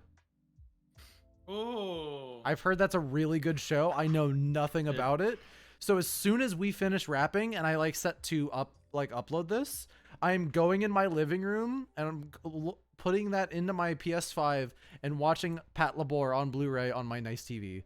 And I am going to relax for the rest of the day. Tomorrow, I'm not going to do any work. I am going to hang out with my girlfriend. And yeah, I bought all of Pat Labor for $35. There was a big Sentai Filmworks sale. So I bought, it's like 2,000 minutes of show, OVA movies for $35. And then I bought Kids on the Slope as well, because that show's great, to get free shipping. Isn't it crazy how some sites have like a cap and then you spend that cap and then you get free shipping? That's weird. Yeah, I mean, I just bought a bunch of Gunpla for, roughly about like $120, and they just gave me free shipping. That's awesome. Yeah, it's pretty cool. Because they see me as a potential returning customer, so they do, they take the loss on the shipping because they know they're going to make a profit anyway off of me, because they're already making. I've bought so much stuff that they can eat the cost of shipping and still make a pretty good profit margin. So they do that as a favor and as a thank you, GC, because I bought so much product for them. I know what you're doing on this, and it is working, but then it's also making me realize how much stuff have I bought from the Atlas shop anyway. No, it's okay. It's a lot. It's okay. You don't have to feel bad. Don't get buyer's remorse for this. This is not your fault. So I've spent a lot of money recently on various equipment upgrades and room upgrades. So I'm really looking forward to just relaxing for a little bit. Shortly after though, this weekend, I'm going to get back into writing mode. I'm going to write and record the Rune Factory 5 video, which is very short. I always say this, but the plan is to make it short and then to send this off to my wonderful friend Shibuya. And she is going to edit all of it so I can give myself a bit more of a break and then start writing and recording the next one, which is also very short because pretty much I asked for review codes of Rune Factory 5 and Metal Max, and they were two games that I realized I have very little to say about despite the fact that they are good games. So I'm like, all right, I need these videos out so I can go back to being a creative weirdo and make more videos like the Chaos Head video. So I'm gonna relax. I'm gonna play Splatoon with my girlfriend. Splatoon is really fucking good. Maybe next podcast episode we could talk about the fact that it is now the greatest selling console game of all time in Japan, which is really crazy. That's insane. Did you hear about that? Yeah. It is the best launch of a video game of all time in Japan. 3.5 million copies in a couple days. It beat Dragon Quest. Dragon Quest was left behind years ago. It beat Mario Kart. It beat Mario Kart. It beat Animal Crossing. It beat everything. Oh, stinky. Of all time. That's a lot. Okay. For now? For okay. now. But like...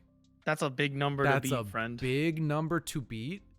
Especially because... It beat Pokemon. It beat Pokemon.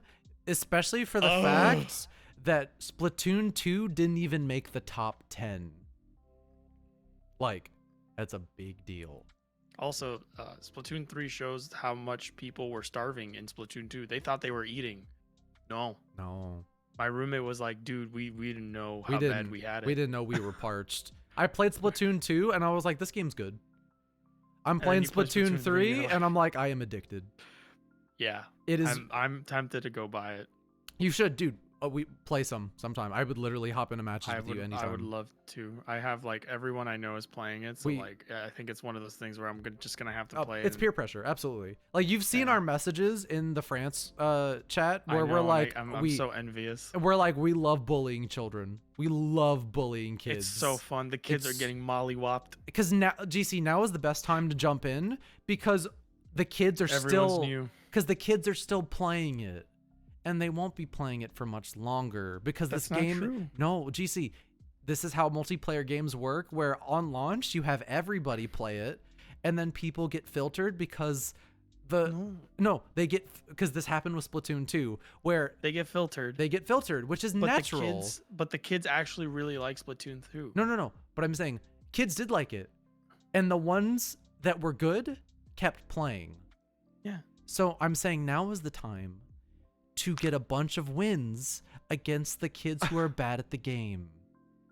Buddy, I'm going to get wins off of everybody. You might. Because I'm saying, because the killers are the ones who stay. So if you jump in late, you're getting your ass destroyed and you're never getting better. Guess who's friends with an X-rank Splatoon player? That doesn't mean you are. That doesn't mean you're an X-rank Splatoon player. I'm just gonna ride piggyback, dude. I'm just gonna do support. What do you need? Stand on the objective. That's not how that works. You got it. That's not how Splatoon works. Don't worry about it. Anyway, folks. You're great. So thank you for tuning in with us today. Thank you for tuning in. Thank you for watching the VODs. Thank you for watching our content. More content soon. Content. No sleep. All right, everybody. Do as we say, not as we do. Bye-bye. Bye-bye.